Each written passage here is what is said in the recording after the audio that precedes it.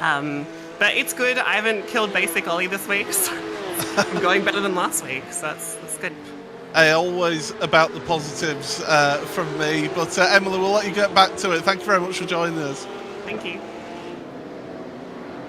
There we go then. That's driver in third place, Emily Jones. But, well, we've got a queue of cars forming because Quirk has managed to get past BOSE Zazo. Dan Suzuki, well, he's stuck behind BOSE for the time being.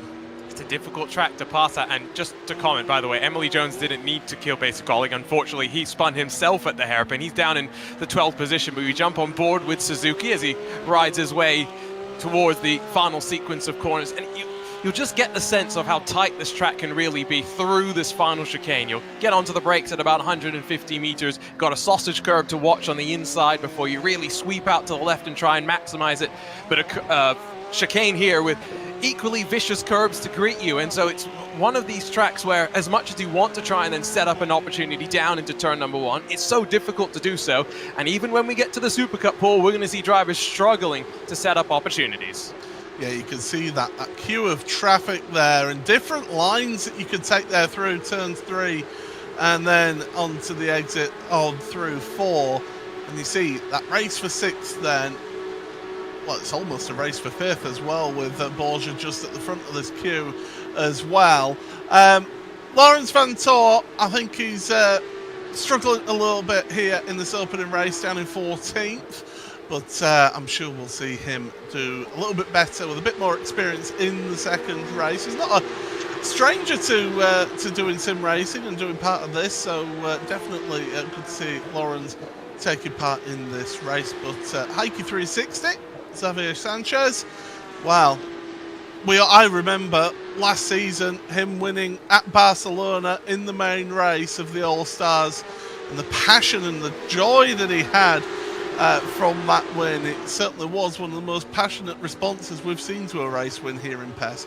Absolutely, and he's always someone up for a fight no matter what car you throw him in as well. I think that's one of the things that really impresses me about some of these guys is their adaptability across the different cars that we've got, but it's behind him really that there's a little bit more tussling. Not a great run, and it's given an opportunity for Kenny 500 to slip it down the inside of Love 46, but an opportunity maybe now as well as they work their way out for Strati to get a run, but he's not really going to look for it for now. No, but it was a great run from Love 46 then, out of the chicane, not able to get alongside into turns 1 and 2. And really it's single file all the way through here, and you'll see the different lines being taken.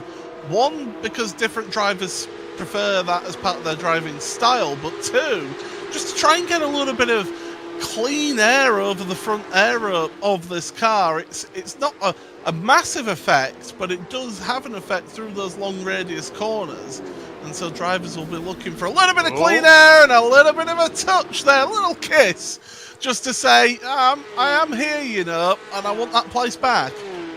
Yeah, it's just so easy to funnel through that hairpin and have moments like that. Remember, we've only got 15 cars in our field here today. We're going to have double that later on. So just keep in mind how congested it can truly get. Just the small little pack of cars, a mistake as they work through that 180-degree left-hand corner.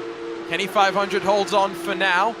Otarevskovskaya will try and potentially have a move through the Imola chicane, named, of course, based on its semblance to the corner at Imola, but it funnels in, still manages to put the pressure on, and Kenny 500 somehow holds on to his car. Made the mistake, though, through the final chicane, and, well, it's going to be the white flag. So the start of the final lap, then, for Lauren Heinrich, your race leader, as the clock strikes 0. These fights, then, these races for position are going to have one more lap, one more opportunity to sort themselves out on board with Stradi, then, through the final chicane.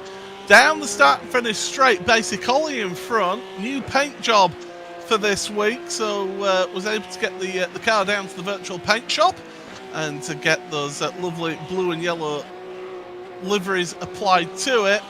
And this is the trouble with this corner. Basic Ollie runs wide, and Stradi says, "Thank you very much. That's a nice freebie." Showcasing just how easy it can be to underestimate that corner. Now into the hairpin, final opportunity for some moves to be made. Ducking and diving they go, side by side for a couple of drivers. It's Dave Cam that will try and hold off Strati, but he gets a wonderful run off the corner, but somehow Dave gets it pointed and turned and back onto the power in time to hold on to 11. Yeah, Love 46 and Kenny 500 have been busy scrapping amongst themselves as well, just in front of this group that we've been watching. There you see, they're still at it going into 180. Through those final few corners of this lap then, and still these drivers not satisfied with the position that they're in right now.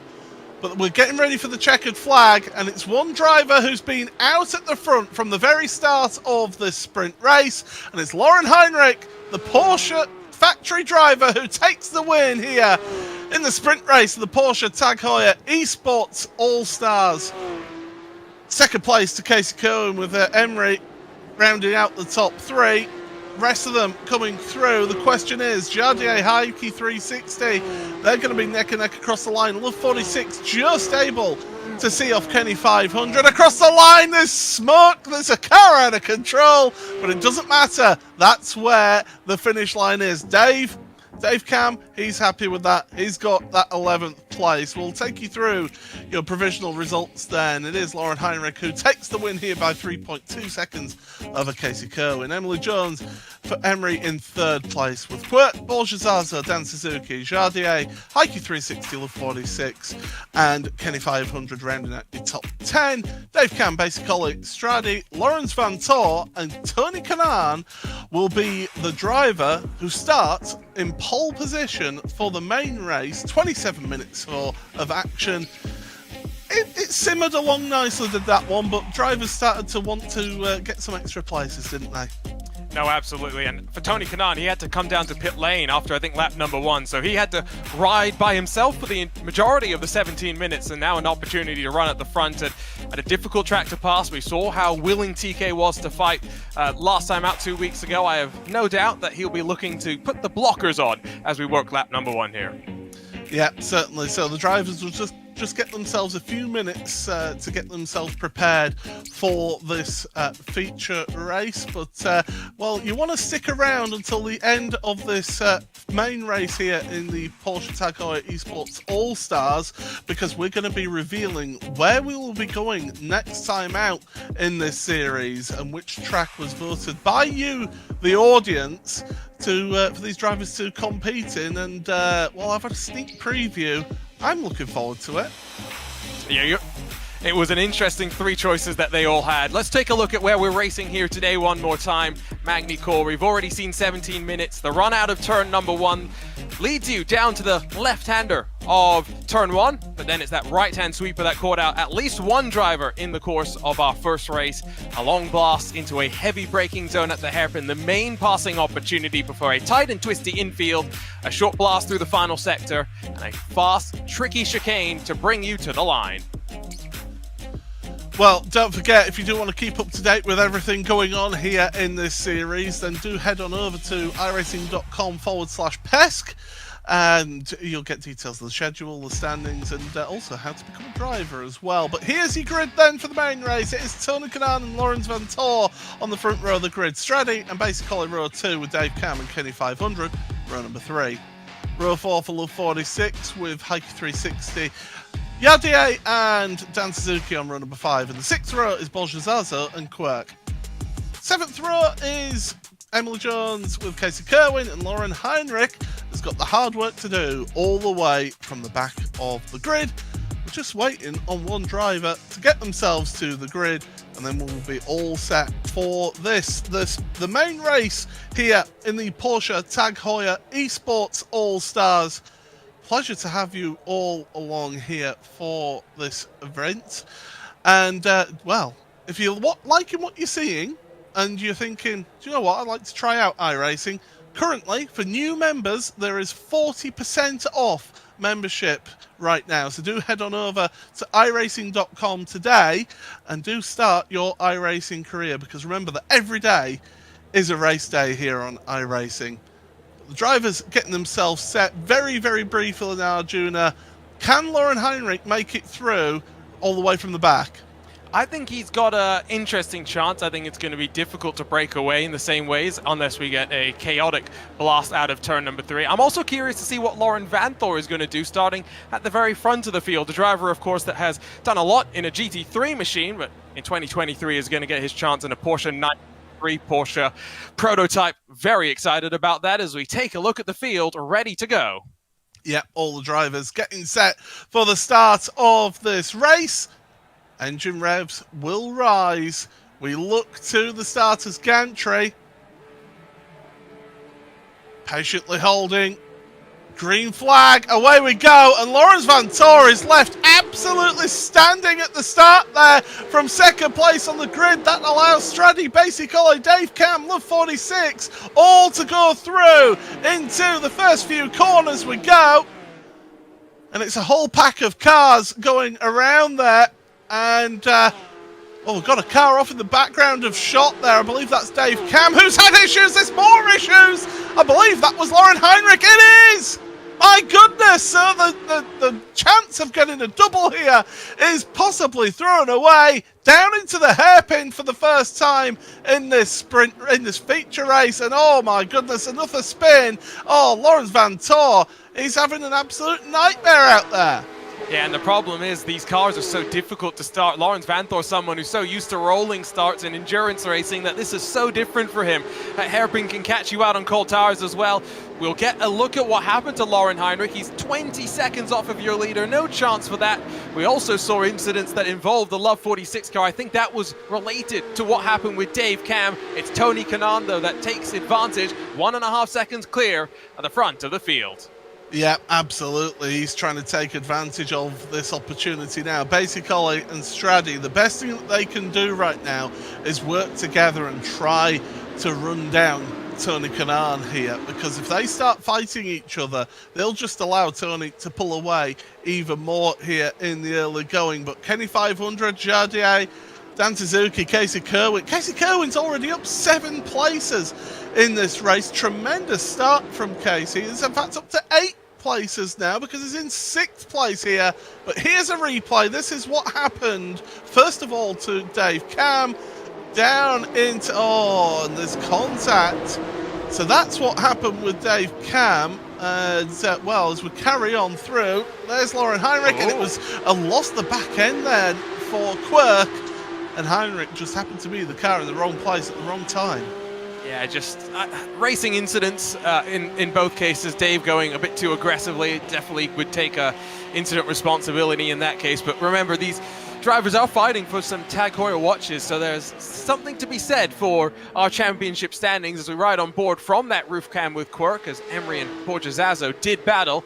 Tony Kanaan in that Texaco Racing liveried car that runs at the front of the field. He'll be hoping that his driver Gustavo Ariel can do this very same later on in the Super Cup.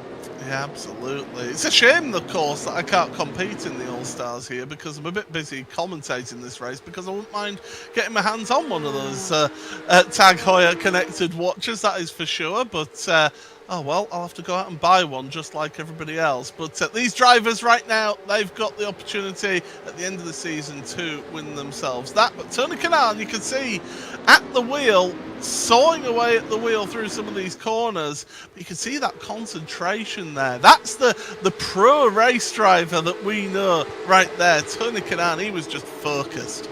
Yeah, and remember 2 weeks ago, Quirk and TK were racing from the same room. They did the same thing later, just a week later rather, for the iRacing Bathurst 12 Hours. So a lot of fun they've been having together. We check in with Kenny 500, had an interesting race number 1, now running up in 4th and resuming hostilities with Straddy as they work their way through turn number 3. This still within touching distance of your race leader, because Tony Kanaan has not been able to break away to the same degree as we saw from Hockenheimring earlier. Casey Kerwin still lurking, still in 6th, but he's got Jardier to deal with next. We'll see how much that 39 Veloce machine really wants to put up a fight. Yeah, we will, as down towards the hairpin we go. Once again, you can see the lock that they have to put in there from Straddy behind the wheel. The lock they have to put in through the Adelaide hairpin. And it really is a tricky corner to get absolutely right lap after lap. Casey Kerwin, you asked about how much of a challenge was going to be put up by Jardier. Not much. He's already ahead of him, up to 5th place now is Casey. So that's 9 places gained in this race so far. So the man with arguably the best hair in all of sim racing, well, he is, well, again, real focus on his face there, and he's really trying to push forward. He wants to get a win here. Best hair in all of sim racing. That's a bold title, but yeah, I was thinking, producer Drew in my ear shouts out Colin Bowden. There's also some spectacular facial hair, specifically amongst some of our drivers within the Super Cup community. I'll shout out Iku Merakala amongst that, just a big, bushy Finnish beard.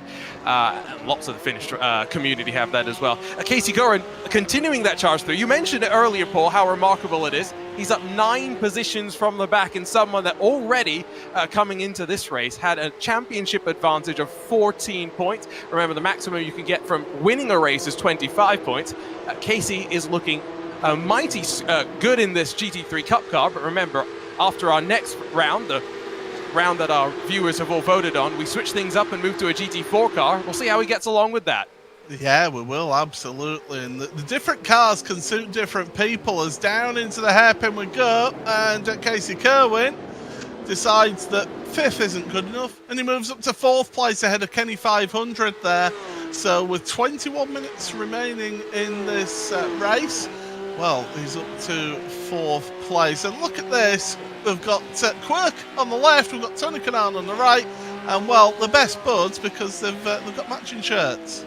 Yeah, you see, even if they are not in the same room, they've got the bond that connects them across of the simulators. Of course, unfortunately, not racing necessarily in the same region right now. TK still leading, Quirk down in 11th position and 7 seconds off of the leader. But you remember when we chatted with TK and Quirk last time, Paul? Do you remember how excited Quirk was? Yeah, Quirk was getting a bit, was getting a little bit excited, wasn't he, in the race? And I will never forget the absolute sound of panic in somebody's voice whilst he's getting interviewed. I've never had that in an in-race interview, but certainly Quirk was really just on edge, shall we say, last time out. Yeah, just a little bit. It was a feisty round at the Hockenheim, not just for our All-Stars, but for the Super Cup drivers as well. And it was really cool to see them together and to have that opportunity to chat with the both of them at the same time. And I get the feeling that we're going to get the chance to do that once again as Quirk and TK join the broadcast booth once again. Unfortunately, though, TK, you're not racing in the same room today. Yeah, well, actually, fortunately, because I don't have somebody spilling on my coffee, messing my stuff up. I mean, he actually changed the clutch settings on my clutch, and I missed the start on the first time. There's the racing driver excuses. Quirk, you guys did the iRacing Bathurst 12 hours together. I've got to ask, how did that race go for you guys? It was actually going really good. It's nice that I can help out the senior citizens and, have TK drive for us with Jimmy, and it was a lot of fun. Unfortunately, we had a hardware failure, but it was a lot of fun. TK, obviously it was announced this past week that this coming Indianapolis 500 will be your final race. How are you preparing for that one, and how are you looking forward to the month of May? I don't think you can ever be prepared to retire, but I'm happy. It's been a long career, 25 years. So maybe actually give me a little bit more time to become a better sim racer, man, because this is terrible for me. Well, you're running at the front, so it can't get much worse than that. Quirk, we've got one more race in the GT3 Cup car after this, and then we're off to the Porsche 718 Cayman GT4. Can you tell the viewers a little bit more about that car compared to this one? One's, I think, a little bit better for closer racing, as I got to slow down. Well, I can't go much slower already. Okay, great. But I think the GT4 lends itself to being really good for close racing. Last year in the PESC All-Stars, each time we raced the GT4, the races were very close and really good battling. It'll be nice to have some ABS and TC for the less skilled drivers like myself, so that'll be nice. We'll let you guys go because Tony Kanaan's being chased down by Basic Ollie. That gap now down to almost 1 second. Great to talk to the both of you once again, and we'll chat throughout the rest of the season. Cheers. Cheers. Always fun, Paul. Always fun, and the shots being thrown on both sides there. Great. Yeah, I'm not getting between those two, even if it is a friendly rivalry. By the way, it's no longer Basic Ollie who's in second place now. It is Casey Kerwin, so TK is going to have some interest behind him as we've got changing the positions further down. That's Le 46 getting ahead of Dave Cam and Lawrence Van Tor, just letting them seeming to just letting them by, just to maybe just follow them through and see about getting some more tips on how to go around this track right now. Yeah, I think this GT3 Cup car, again, maybe not Lawrence's wheelhouse. The 911 RSR that we'll be running later on this year would be great, but we're going to have a chat now with our other factory driver, Paul. You're standing by with Lawrence Van Tor. Yes, so, I mean, Lawrence, I mean, how, as we seem to distract you through the final couple of corners, you know, how are you finding this? It's looking very tricky out there. Well, taking the summary of it is that I'm pretty bad at it. I have a perfect rig and everything at home, but I mean, to be honest, the last time I was in here was the race I did last year, and I started 2 hours ago, so maybe I should have started a bit earlier, but not getting enough practice at this, and it's quite specific, so yeah, looking pretty bad out there. But you know, just talk about, like you say, about that lack of preparation. You know, when you're actually racing in the real cars, in the real world, you don't actually get that much track time out there, do you? So you've got to make every second count. Yeah, for sure. But there it's the same for everyone. Here, you know, the others can literally practice 24/7, which is, you know, different to the real world. But yeah, I definitely miss those 24/7 practice here, which if you want to be a successful sim race, I guess that's what you need to do. But I've tried in the past when we had COVID, I was really involved, but yeah, I guess I have more talent on the track than on the sim. Well, and that's it. You know, some drivers really take to the sim. Some miss that feeling through your backside.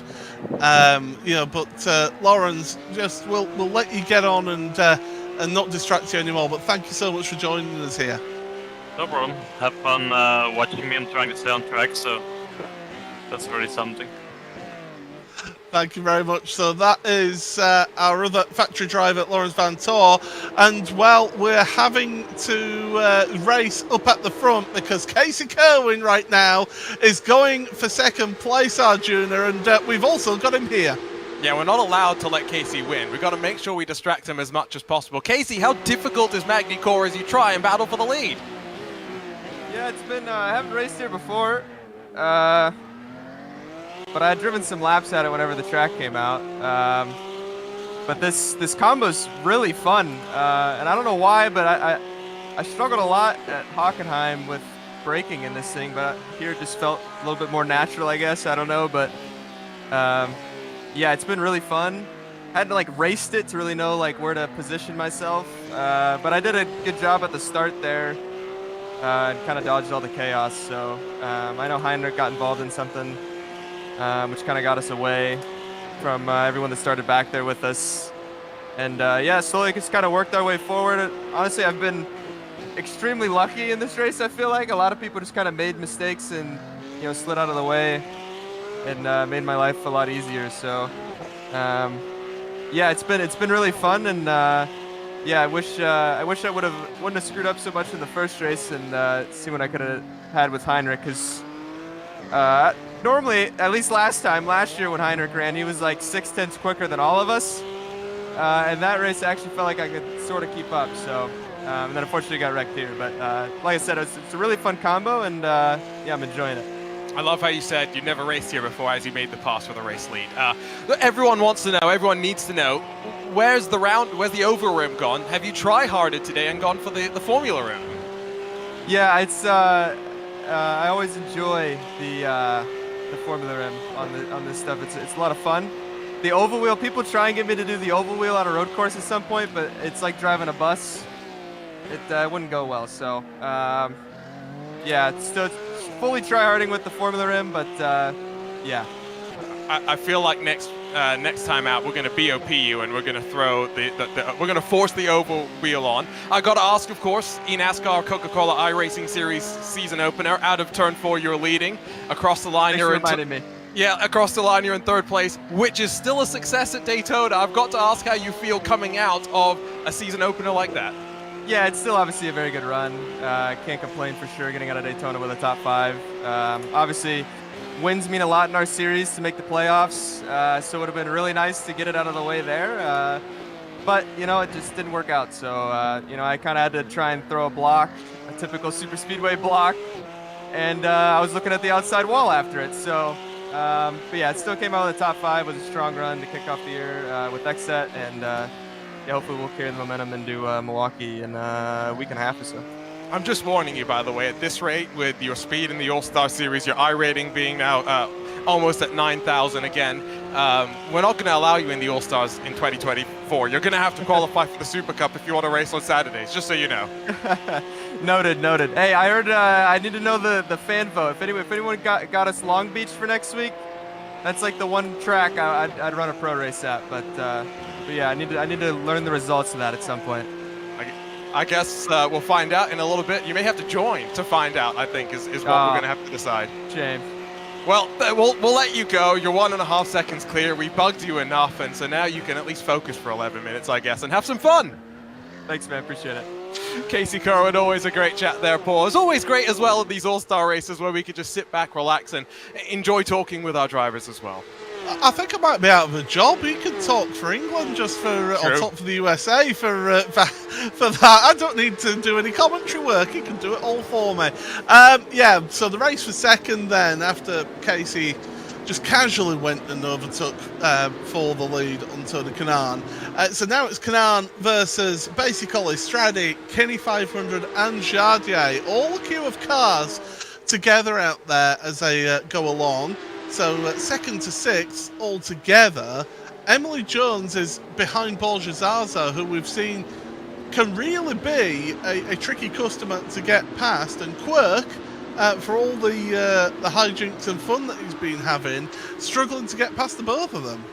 It's just one of those tracks where you've got to latch on to a mistake, and so far they've been few and far between, unless you're like Casey and, you know, miles faster than everyone else in the field. It's very difficult to get far enough alongside to really be able to commit to a move. You're really thinking about, you know, the run out of turn 3 into one of the hairpins. If someone then, you know, gets a mistake on power, you could try something into the chicanes, but the curbs are so difficult to navigate your way through that it's a really risky opportunity. Talking with some of the Super Cup drivers, they think that one of the most dangerous places for them in terms of dive bombs may not honestly be the hairpin. It may be that 180-degree left-hander.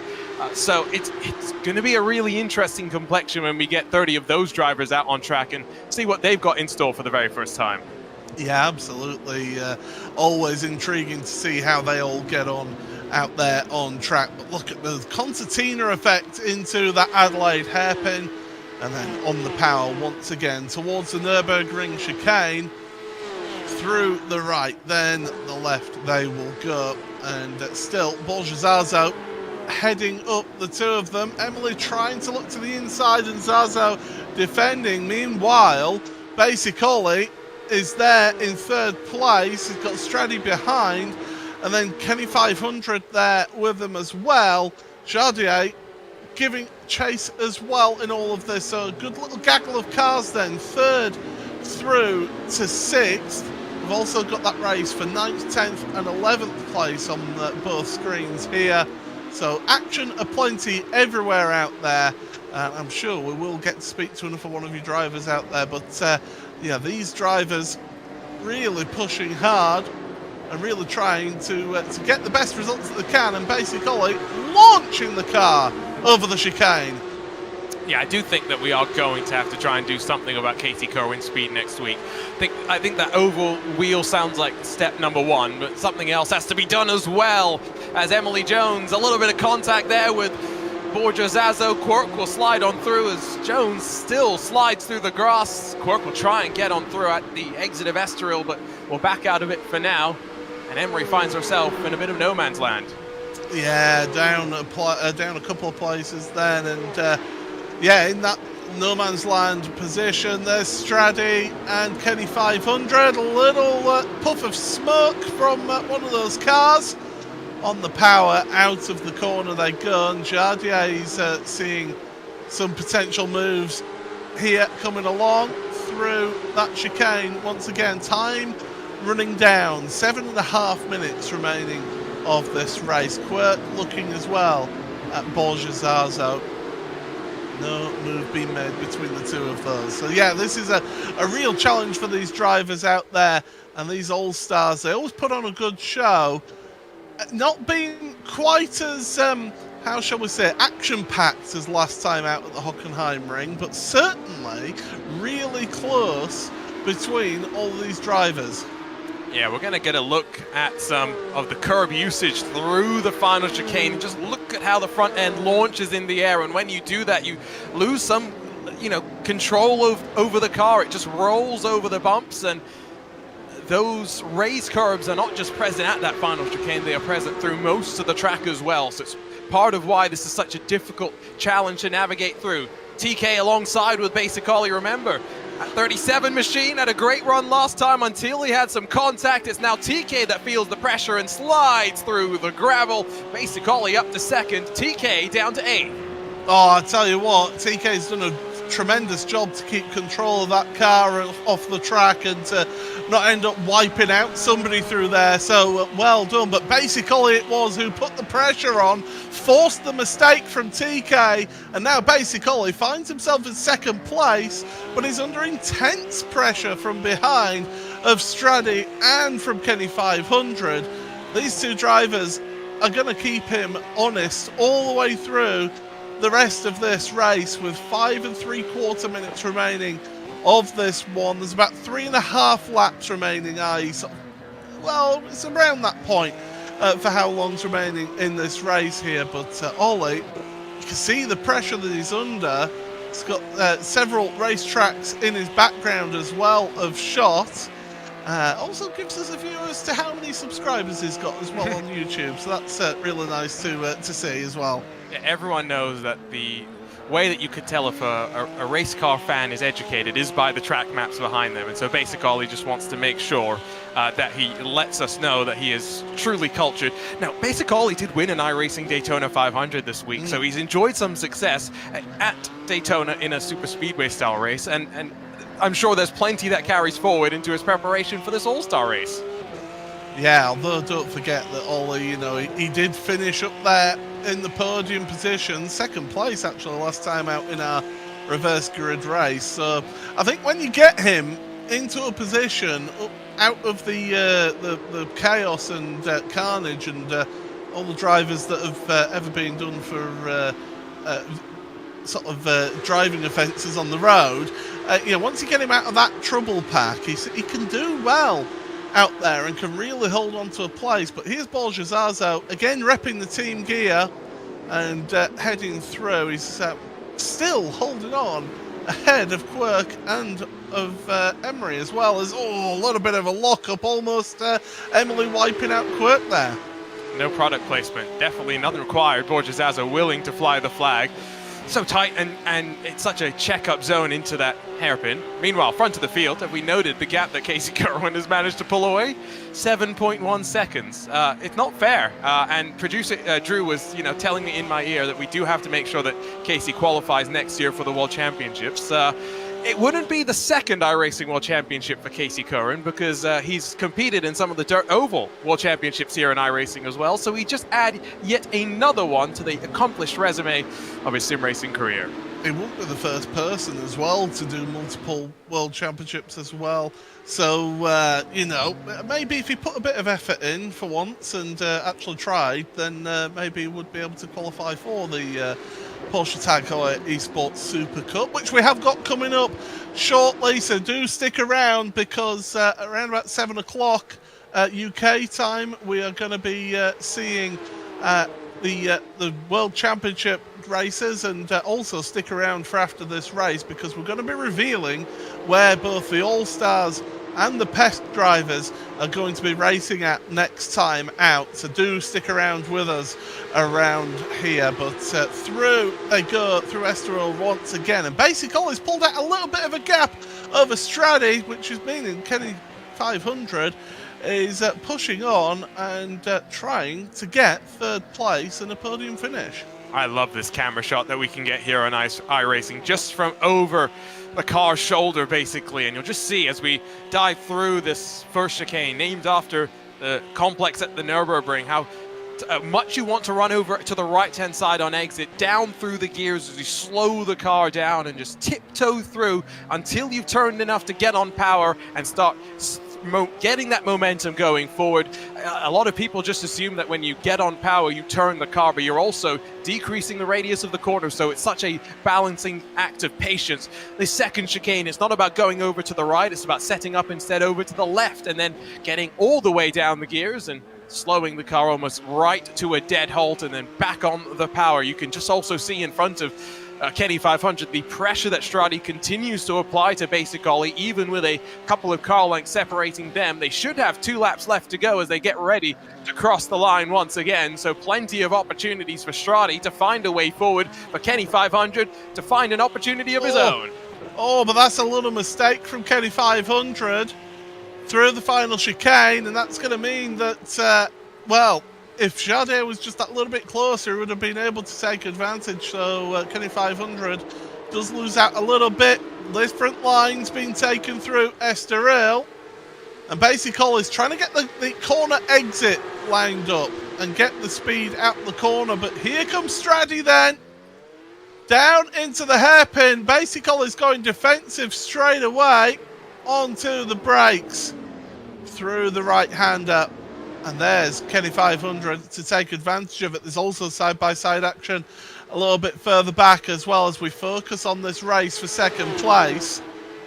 And Ollie, we saw how he can be a good defensive driver. Well, he's having to show off all of those skills once again through 180. Oh, a little bit wide on corner apex through the left-hander. And Stradi is still alongside at the moment. Just alongside. However, it is going to be interesting. Basic Ollie, by the way, has also won his race for the iRacing Bathurst 12 Hours in a Porsche 911 GT3R. So we mentioned the Daytona win for him, but backing up his special event victories. As we go through that final chicane, and it will be one more lap to go here.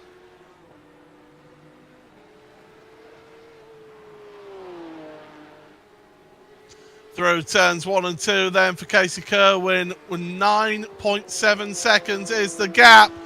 We've got racing further down as well. Basic Ollie has been able to pull out a gap over Stradi, so obviously a mistake has happened. You can see on that timing tower on the left-hand side of your screen, Stradi now is about 2.5, 3 seconds back from Basic Ollie, but Casey Kerwin out the front is having things all his own way here, Arjuna. Yeah, he said he never raced here before, but he got up to rhythm pretty quickly and really got to grips with the challenges here of Magny Cours. It is a very technical track. It's something that the drivers have already talked about. My word, what has gone on into the hairpin? TK shortcutting there and maybe oversending it. Complete calamity on the very final lap. Well, we said it had been quite a calm race, but that isn't calm into the Adelaide hairpin. Tony Kanaan absolutely sending it and wiping out about 3 or 4 other people. I tell you what, I'm surprised the strike track graphic didn't come up then on screen. That was a perfect strike, was that, but still a change up in the order, but Basic Ollie will be happy in second place, and Jardier, under the weather, third place right now. But your leader is going to be coming through towards the end of the race here then. And Casey Kerwin, just a couple more corners to go through the final chicane. And he will be your race winner here in the main race of the Porsche Heuer Esports Supercup All-Stars. Rest of your field then will come across the line eventually, because my goodness, that was absolutely sensation. And yeah, you quite rightly celebrate that one, Casey, as the rest of them all come through on screen then. and then we will be giving you your unofficial race results as we go to the BOSE post-race show then, and we will get you your unofficial race results here in this, the main race for the Porsche Tag Heuer Esports Supercup All-Stars. It's Kerwin from Ollie, Jardier, Heike 360, Quirk, Westradi, Tony Kanan, Bolgezazo, Emery, and Love 46. Round out your top 10. Kenny 500, Dave Cam, Lauren Heinrich, Dan Suzuki, and Lauren Van Tor are your results. And I'm sure after a while, there's your standings, by the way. Casey Kerwin, 36 points clear of Jardier, and we will get to have a chat with Casey right now, Arjuna. Yeah, Casey Kerwin will have a quick chat with you. We chatted with you during the race, but we couldn't distract you enough, it seems. Now, 2 victories out of 4 races this season. How much are you enjoying this 911 Cup car? And yeah, it's going to be good that we can at least mix it up with the GT4 in a few races' time. Yeah, it's been super fun. The first race at Hockenheim, it was really tricky to get the braking right, but here I don't know if I just got more used to it over time or what, but it felt a lot better. But it's a very fun car, especially on a long run with managing tires and everything. Again, I keep saying it, but I feel like that kind of plays into kind of how I drive a bit more from the NASCAR stuff. So yeah, it's been super fun, and like I said, the combo of this car at this track was very, very fun to drive, and I thoroughly enjoyed myself. Well, thanks for chatting with us, Casey, in the BOSE post-race show. You get to find out now with everyone else after we send you off, Paul, where we're going racing. Yeah, next time out, thank you to everyone for voting on this one. We are going to be heading to Long Beach then for race number 3 of the Porsche Tag Heuer Esports Supercup. Thank you, everybody, for joining and voting on that one. And, well, that will certainly give us some exciting racing, that is for sure. But, well, in just a few moments' time, we will be heading on over to the Porsche Tag Heuer Esports Supercup. 30 of the best road racing drivers here on iRacing competing for a championship, a world championship that is. So make sure you join us for that. But thank you to all our all-stars. But here we go with the PESC.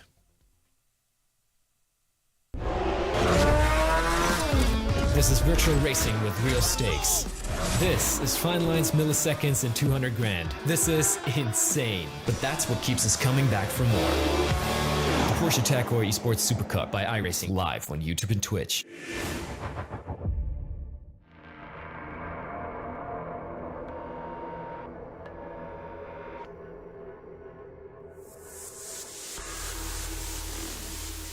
Green flag, and we are off for the sprint race in the Porsche Tag Heuer Esports Supercup.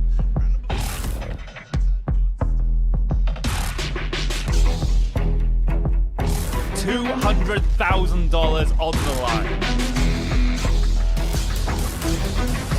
Who will rise to the challenge?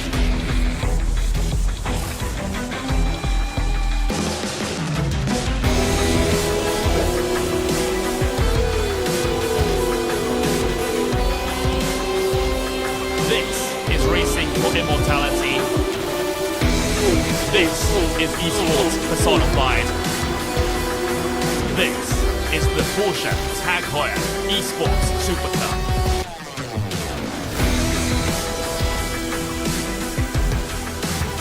Well, after an exciting All-Stars race, as we now head on over to the Porsche Tag Heuer Esports Supercup, and we're coming to you from the circuit Magny Cours here in France for round number 2 of the championship at a track that these drivers have never raced at. Well, Arjuna, after the first round at Hockenheim, we had some dramatic racing out there, and we should see some again here tonight. It was feisty in round number 1, that's for sure. Jordan Caruso getting his first ever pole position in the series, but then into the hairpin, things started to go wrong, but we're in a very good place to have some great racing for round number 2.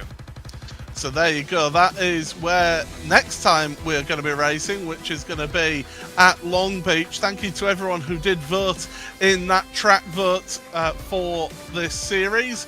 And so that will be some tremendous racing on March the 4th, so 2 weeks' time that we will be heading on over to that very venue out there. But right now, it is this track Arjuna in France of Magny Cours, and we've been saying it all along, tricky, can be technical as well. Yeah, it's one where I think on lap number 1, everyone's going to focus on one distinct choke point, but there are a couple different bottlenecks from which to play with. Of course, there are some fast sweepers, notably turn number 3, named after the famed track at Estoril. Of course, after that, the run into the Adelaide hairpin before you sweep down to the Nürburgring chicane through a 180-degree left-hand sweeper before you dive into the Imola chicane and the final sector of the lap. Opened back in 1960, but didn't take on this form until 1986 or so. It's relatively flat, not at that much elevation at just 4.4 kilometers in length. It's going to be a feisty one with qualifying in this new format that we've got that saw 4 drivers fail to set a lap time in round number 1.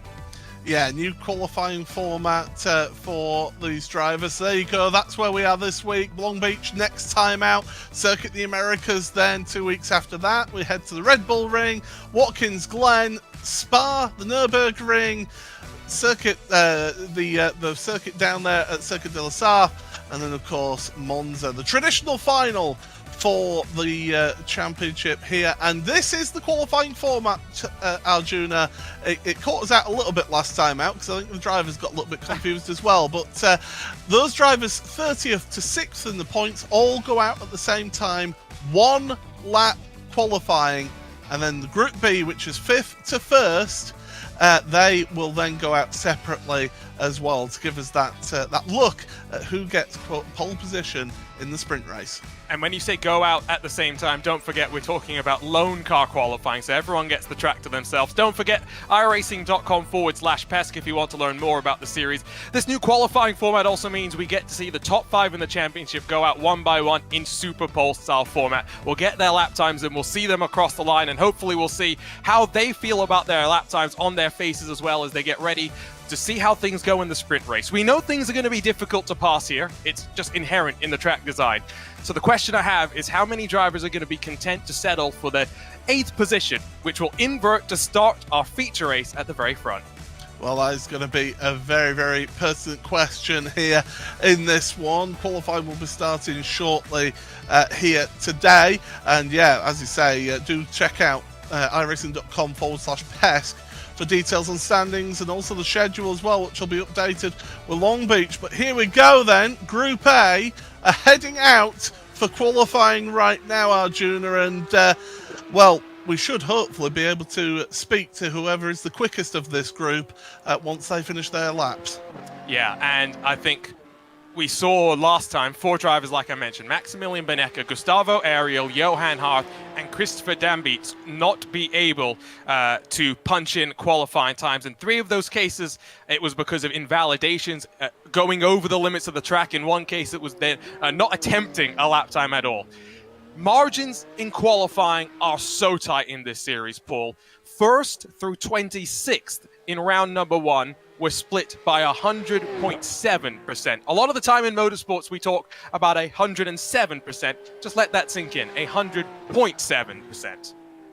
It's unbelievable just how close this championship is here, and well, it just keeps on giving, does this series. Well, one of our new drivers to the championship from Finland, from Turku, and Oskari Rin, is out there getting some lap time and getting some heat into his tyres. Sebastian Job, well, I think disappointed is understatement as to how he was feeling after last time out at Hockenheim. Of course, getting involved in that incident in the second in the main race. Simone Maria Marcheno getting caught up in the shenanigans at the hairpin last time out. He'll be wanting to get himself a good lap time in here and get himself a good qualification.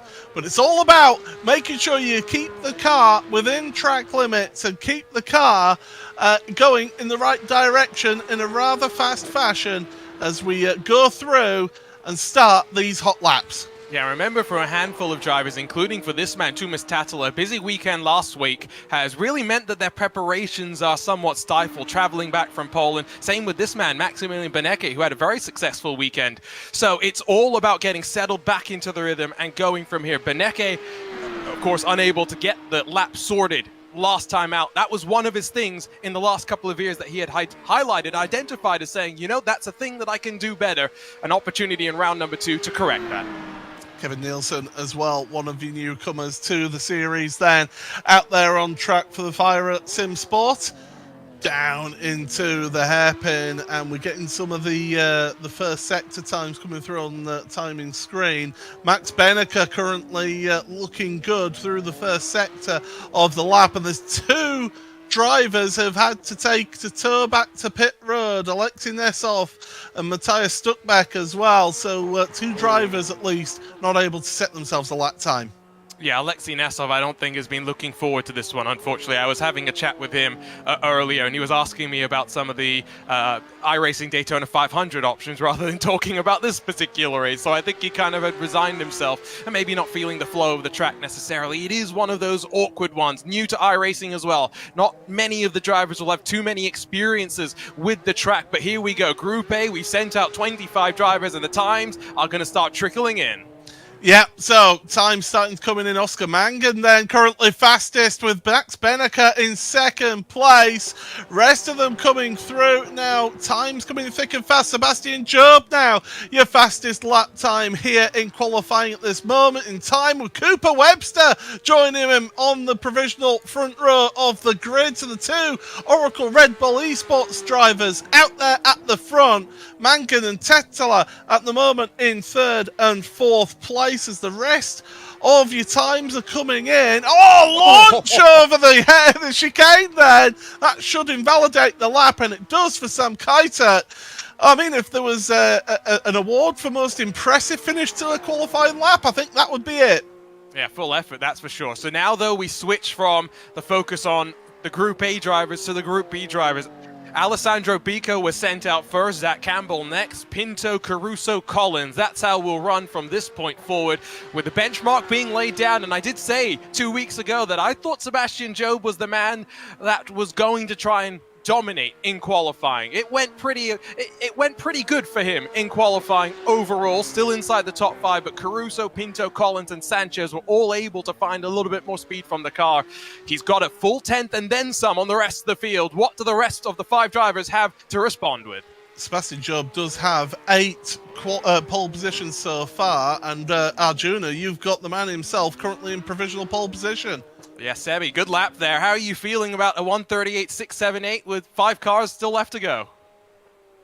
Yeah, can't complain about the lap, honestly. It could have been an absolute banger, but I had a bit of a mistake in the third sector. Lost maybe a 10th, but the rest of it was, yeah, excellent. I was really happy with it. Just kind of relieved because qualifying here is horrible with the final chicane. It's like one of the hardest tracks on the calendar, and then you top it off with the hardest corner on the calendar, probably. So yeah, just very relieved, honestly. You said you were feeling good about your qualifying preparation, not so good about the race preparation. 2 weeks ago, racing maybe didn't go so great. How are you feeling, though, about being able to maintain track position here at the front? Yeah, I think it's good. I'm at worst P6 now, which is not bad at all. I'm not sure how good my race pace is. Like I said, I think part of it is that my teammate Cooper is crazy fast in race pace here. So I'm hoping with him P2, me P1. Well, for now, obviously it's not going to stay that way. But I'm hoping, yeah, we can have a good result. I'll ask you one more question. Of course, we've always known that you like to run your force feedback quite strong. Now that you've sat behind a Formula 1 simulator, how's your neck doing? You know what? Neck is not doing so great. I need to work on that if I'm going to hop into real cars at some point, but... There we go. Enjoy that. We're going to keep you around, apparently, until your time gets beat to you. So we're going to, one by one, see the times come on in. It's going to be Zac Campbell, one of the first across the line here, Paul. Yeah, well, Bico has already been across the line, could only get himself into 8th place, and Zac Campbell, by 5/1000th of a second, has beaten Sebastian. And, well, Sebastian, I mean, that must be gut-wrenching just how close that is. Hey, you know what? I think the worst part is the fact that you can ask me about it straight after. It's a good lap from Zac, and that makes my mistake even more frustrating. But that's a good lap from Zac, and I can't complain. I'm happy with my lap. So, yeah. Well, you got to control what you can control at the end of the day, haven't you? But these drivers, they do put in a lot of effort, including yourself out there, and the margins are just so tight in this championship. You know that through the 5 years that you've raced in this. Yeah, it's definitely one of the closest series out there, so it's not a surprise that I'm beaten by such a small margin. It was, I said it, I don't expect to stay P1, so yeah, not a huge shock, honestly. Well, we're waiting for those final few times to come in though. Pinto, Collins and Caruso all out there on track right now, coming to finish their lap, so it should be Pinto who comes across the line first to get his time. The question is, will he be able to beat your time? Well, we're about to find out. Come across the line we go. And the time, well, it doesn't beat you, Sebastian, so you're still in second place for the time being, but we've got Jordan Caruso is now in there. But Sebastian, we'll let you go and prepare for the start of this race. Thank you for joining us here. Yeah, thank you guys. See you soon. So there we go, that's Sebastian Job heading on out, but we've got a couple more drivers still to go here, Arjuna. And well, Jordan Caruso, he was on pole position last time. Can he do it again through the final chicane? Launches the car up over the curbs, comes across the line, and Caruso only goes 6th. But the margins here are pretty tight. First through third, split by just 700ths, and then between Cooper Webster in fourth, all the way back through the 25 cars that have times on the board. It's hundredths, it's thousandths that splits them. Just one car left to go. It's Charlie Collins, the Welshman, that sits on top in the championship after what was a pretty consistent round number 1 for him, after, of course, finishing race number 1 in second, and then race number 2 in second as well. What can he do with the pressure and focus on him at the end of Group B qualifying? Don't forget as well, it's not just about starting at the front of the field. There are championship points on the line here in qualifying, and Charlie Collins just got a few more corners to go here. About 4 corners remaining for him to try and get this lap time finished. I can tell you, first and second sectors are not purple. They're just personal bests. It's all about this final sector for Charlie then through the right-hander, get it lined up for the final chicane, hop over the curbs, across the line he goes, and that will put him in 8th place. So that does mean that Zac Campbell, Charlie Collins' teammate, will start this race on pole position and find himself the pole position award winner, the second different driver this season to get pole position here for Tag Heuer. It's going to be an interesting battle in this award as well, because it's so tight, those margins. Remember, 5,000 splitting Campbell from Job as we take a look at the standings, Paul. Yeah, absolutely. So there you go. There's 1 pole each. The Australian Jordan Caruso and the American Zac Campbell, who, of course, won the main race last time out at the Hockenheimring, and that's 10 juicy points going towards him in his championship campaign. Well, the drivers now will get themselves prepared for this first race, a sprint race here, of course. And, well, it is going to be 10 laps of action for you in the sprint race. And, well, this qualifying here, this new process, now we've got it bedded in a bit, certainly gives us plenty of insight and plenty of action to see who does get into that pole position. Yeah, now that everyone's read the rulebook properly, after round number 1's actually in the rearview mirror, Zac Campbell grabs a second pole position of the season. And again, I think getting a good run here at the start, not that important because it's short blast into the first actual sweep. But then once you come out of turn 3, if your tires have maybe overheated, if you drop the clutch a little bit too aggressively and you've got some wheel spin, you're going to start feeling the effects of it as you roll your way down to that hairpin. And we saw what happened at the first major passing opportunity in round number 1, Paul. Some pressure at the front, some chaos at the back, and I'm sure we're in for a bit more of that here as we get ready to go for the first time at Magny Cours. Yeah, certainly first time for these drivers in this series to be competing here at Magny Cours, and we will be getting ourselves set for that first race. So let's give you your starting grid, and it is the American Zac Campbell on the front row of the grid with the Brit Sebastian Job alongside him, Diogo Pinto, last season's champion, with Cooper Webster, Oscar Mangan and Jordan Caruso make it an all-Altus row number 3.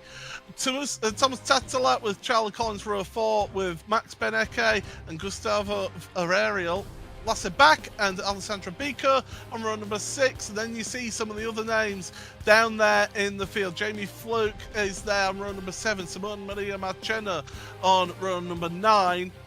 Sanchez, one of your championship contenders a few years ago, down on row number 10.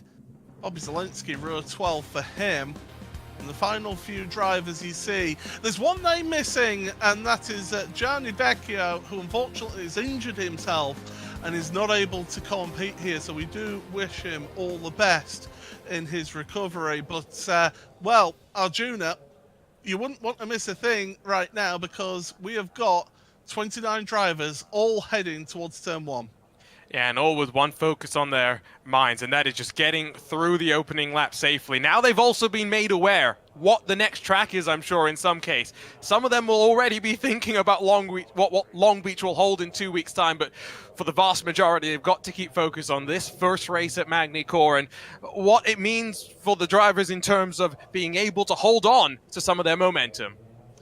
So, after an enthralling and exciting opening round in this race, in the series at Hockenheim, we now head to the first sprint race here at Magny Cours in the Porsche Heuer Esports Supercup. The green flag is waved and we're underway here. It's a good start from pole position for Zac Campbell. Sebastian Job, Diogo Pinto getting themselves through into second and third place, with Cooper Webster fourth. Got to keep an eye on Webster because, as Sebastian Job told us in that interview, he is quick in race pace. Through we go through the first couple of corners, and we've got a car stopped out on track, dropping down the order, and it's Max Benneker has dropped all the way to the back of the field. Something's happened to him. Sarika's dropped down as well, the order, as they head on into the Adelaide Hairpin for the first time, and it's Skittles! This car's going banging into each other there, and I believe it was the Apex car of Johan Harf. It may have been Jamie Fluke that's got the very worst of it, but all we know is absolute chaos. Moreno Sarika, victim at turn number 1. Fortunately spared from all of that. Benneker got it on the run down through into the Adelaide Hairpin. Front of the field, though, was a lot more tidy.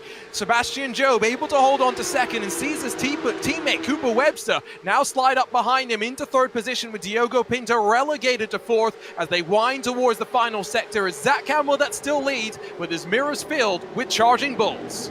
Zac Campbell, of course, has got race wins to his name, just one sprint race win to his name, so that he could double that figure if he's able to hold on to this. But he's got some hard chargers behind him. Sebastian Job, of course, a driver who won the 2020 Porsche Heuer Esports Supercup, 11 sprint wins to his name as they go through across the line for the first time, end of the first lap. But let's take a look at what happened then to Max Benneker. There you see his car circled there, Arjuna, and this is in through turn number 3. He's going to get pinched potentially by the 93, and then it's also contact, I think, with the Thomas Tattler's heroic car as they all just try to funnel their way through, and unfortunately Benneker gets the worst of it, and he gets off into the weeds, off into the wall. Unfortunately, minimal damage to him there, but Benneker's season really not starting off the way he would have been hoping for his brand new team. Yeah, that's not the best way to start your season so far. Of course, remember, did not qualify last time out and had to work his way through the field in those 2 races at Hockenheim. Now at the back of the field, still going out there, still turning laps, but he's outside of the points is Max Benneker. But through corner 180 once again, Sebastian Job just hanging back for the time being. He's 0.6 of a second behind Zac Campbell. We've not really talked about the conditions out there. Track temperature just a few points of degrees below 40 degrees Celsius. Yeah, it's pretty scorching for the tires. Let's take a look though. Let's go back to the lap number 1 moment down at the hairpin. You described it as Skittles. This is going to be a great view from our camera that was just parked at the hairpin. One of the Stormforce Apex Racing Team cars really going aggressive down the inside. Johan Hart did get a bit of a checkup in one of the Apex Racing Team cars, but the biggest loser of that all was Lasse back in the Fire Simsport 24 car, who was dropped to 26th position. Yeah, I said at the time it was Harf's car that went through and did the Skittles, but he was helped into that position. No fault for Johan there in that one.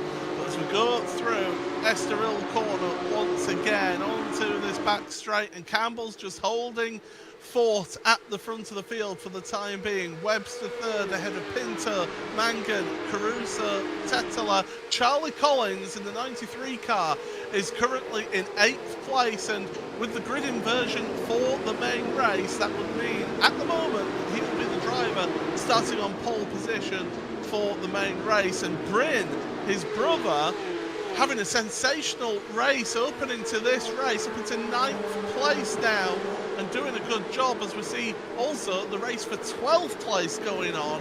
Alessandro Bico in there with Johan Harf and Oskari Ryan. Yeah, after Alessandro Bico's really strong performance in round number 1, that of course saw him in the top 5 in the championship standings, had a struggle at the start of this race, had dropped back almost 7 positions, has been able to recover to where he started up in 12th spot, and will now try and work his way forward. I think Charlie Collins is going to be somewhat content to ride where he is for the time being.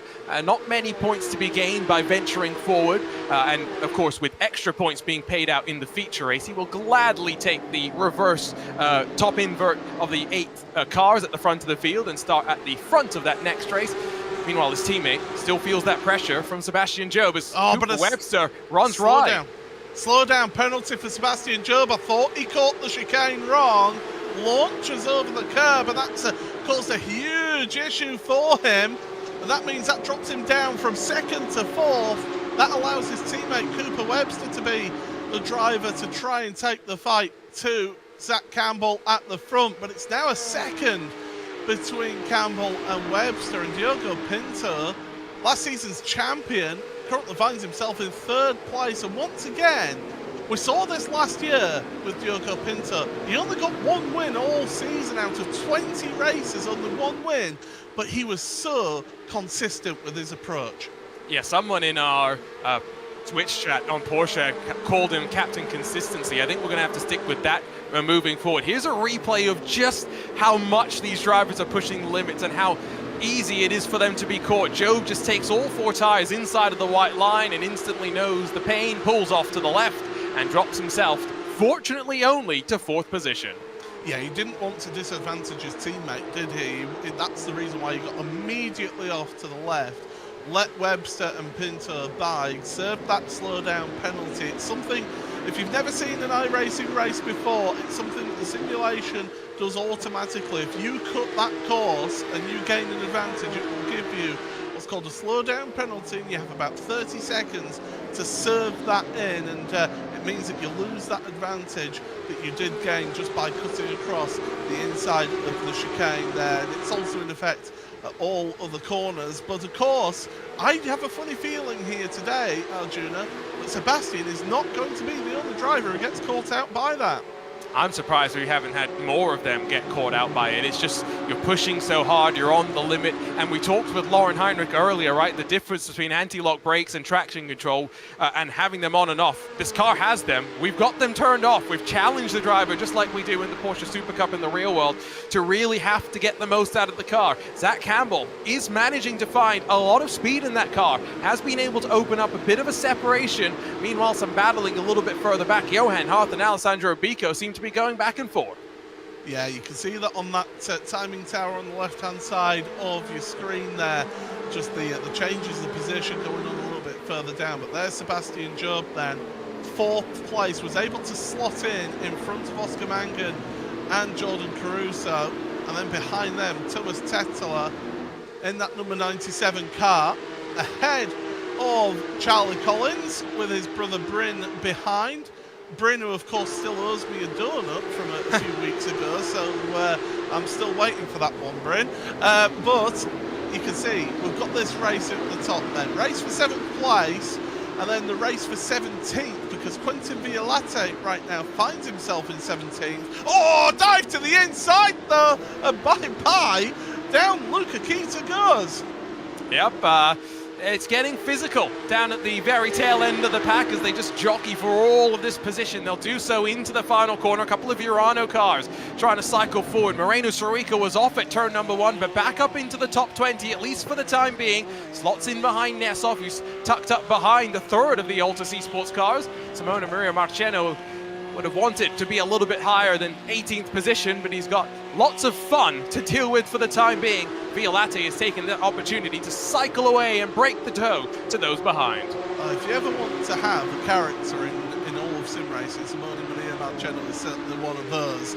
As down they go towards the hairpin once again. You can see the damage though on these cars, on both on Jamie Fluke's car and also on Luca Keita's car as well. We're going to dive to the inside from the Stormforce car. A little bit of a tap, but able to carry on as Keita. But that was, I believe, that was Matthias Stuckback then making a move in that Stormforce car. And Stuckback again with one of those newcomers to the series in the number 92 now finds himself in 23rd place. Yeah, Stuckback's already drawn the ire of the stewards so far this season, so he will want to make sure he avoids doing so. Let's grab a look at the replay of what happened though in that brief little fracturing that we had of the pack. We'll look on board with the 71 machine as we ride our way through, and you'll just see a little bit of contact from behind. So it was a little bit of an assistance, and Keita will be absolutely furious about that, let's be honest. And Marcheno then getting into the back of Luca Keita and causing him to lose positions here. So we carry on. We're already on to lap 7. This race has flown by here in the opening going here. Who said that this race wouldn't be exciting? Well, certainly not me, because this has been a thrill ride all the way through. Zac Campbell, though, he is being caught by Cooper Webster at the front of your field. Diogo Pinto third, just loitering with intent for if those two start battling each other. Sebastian Job then in 4th place. There is your current live standings in the championship points, and Zac Campbell will have a 7-point lead over Diogo Pinto if things stand as they are right now. Still a long way to go, but I'm also looking at that battle inside the top 15 and the live points that we have to factor in, because of course that is where drivers will grab licenses for next year's Super Cup. And of course, it is great to see Oscar Mangan up inside of the top 5. Did not really have the luck of the rub at the Hockenheimring. Was feeling a little bit like he had some more preparation to do. Went away, did the preparation, and now runs in front of the driver that grabbed pole position in round number 1 of the championship. So Oscar Mangan, newly recruited at Altus Esports, of course, coming into this World Championship, doing quite well and looking like he'll grab a top 5 in round 2 of the series. Yeah, certainly looking good so far, but don't count your chickens until they hatch. As they go through that chicane once again, the cars leaping into the air like salmon heading upstream as they go through turn number 1 once again. So Thomas Tetela we're looking at right now on screen, and look a little bit further back, Bobby Zelensky, Oskari Rain up there on screen. You can see the battle between the two of them on the top monitor, and look at Zelensky and also Ryan as well, doing his best to try and hold on to that 13th place. But Bobby Zelensky, he wants to move forward in this race. It's great to have Bobby Zelensky back in the series, isn't it? I mean, he's just one of those drivers, much like Casey Curran, that seems to be able to do it all. We ride on board, meanwhile, not with Zelensky, but with his teammate Charlie Collins. Again, he's in that 8th position, the position that gets inverted to start at the front of the feature race that will run for 20 laps in length. And Charlie Collins came into this round as the championship leader. Don't think he's in a terrible spot, of course, riding with Bryn Collins behind, and then, of course, Alejandro Sanchez rounding out the top 10. Charlie Collins, I think, slightly frustrated, I'm sure, with how the one-shot qualifying rolled for him, but he'll at least know that it's such a difficult track to pass at that he'll settle for the time being. You know, I said when Charlie came into this series a couple of years ago, I said that he was going to be somebody to keep an eye on for a potential championship run. It didn't pan out last year, but this year he's had a really good start to the championship. He'll be looking to press forward and keep on moving forward. Bryn Collins now has got the experienced Alejandro Sanchez right behind him now. So it's rookie versus experienced hand. Through turn 1 they go.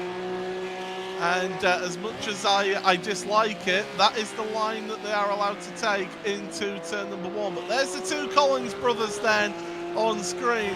Charlie on the left, Bryn on the right, as they head on down that backstretch.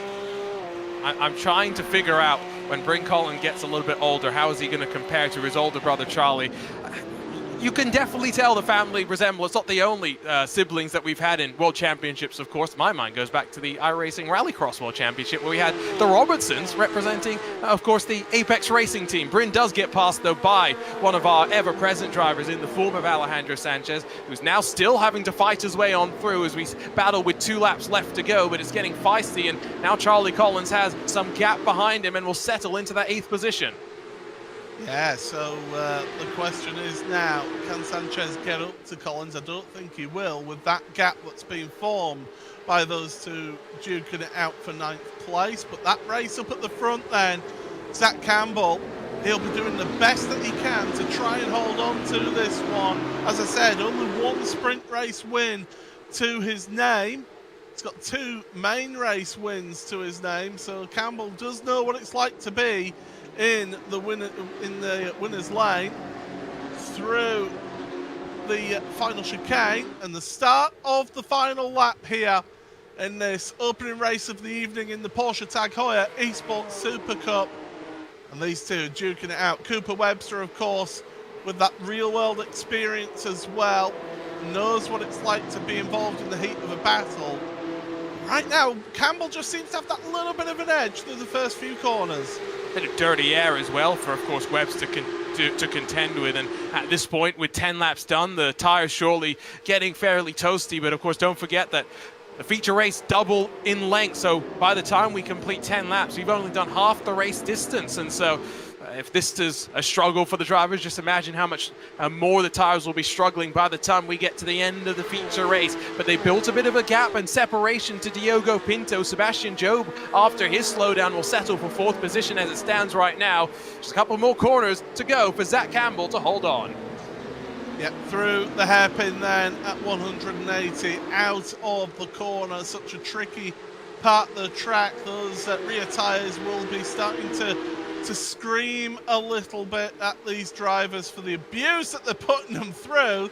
Well, there's one way of reducing tyre wear. Don't use the tyres at all and just launch the car over the curbs. Through the final few corners they go then. Will Cooper Webster make any moves? I don't think he will, you know. I think he'll settle for 2nd place. But Zac Campbell, the young American, well, he's just got the final chicane to make it through.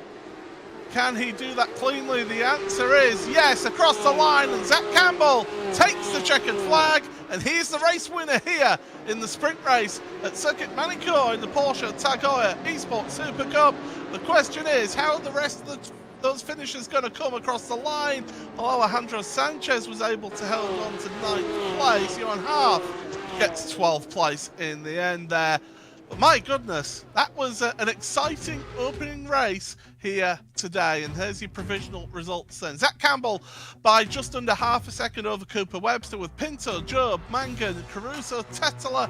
Collins is going to be in the inverted grid position with Sanchez and the other Collins in 10th place. Biko Half, Zelensky Reiner with Ariel, Violate, Sonnen, Marcheno, Nesov and Sarika, your final point scorer.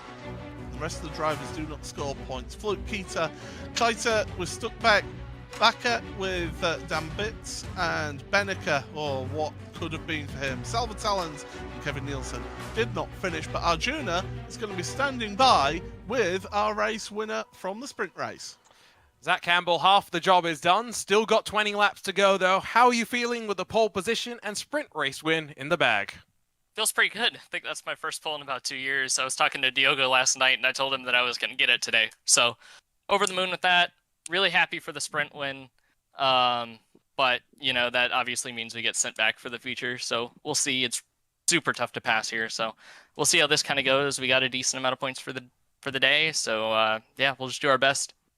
How can you move forward here from 8th position? We didn't see many moves at the front, and you all managed to survive on lap number 1. So what's the game plan? Your guess is as good as mine. I'm just gonna try and survive, and if we come out in 8th place out of the hairpin, then we'll kind of see how it shakes out, and if we can do anything. I think it'll be super tough, so we'll find out. Important to get the car off the line, I'm sure. Zac Campbell, congratulations on race win number 2 on the season, and hopefully we'll chat with you in a little bit of time. Yeah, thank you. I'm very happy to win it. Jeremy Boudaloup's home track. I know it's one of his favorites, so big shout out to him for giving me his French powers. French powers guiding Zac Campbell to 1 win tonight. I'm sure now he'll try and channel Imperial units to try and grab the feature race win as well. Yeah, absolutely. Jeremy Boudaloop, I think, retired a year too soon from this series to not be able to race here. But yeah, certainly a good performance from Zac to go lights to flag with that race win under some pressure. Don't forget, though, from Cooper Webster, so it'll be interesting to see how those two get on with that grid inversion, Arjuna. But there was a bit of carnage as well in that race. Not exactly what we want to see, but unfortunately it is what it is.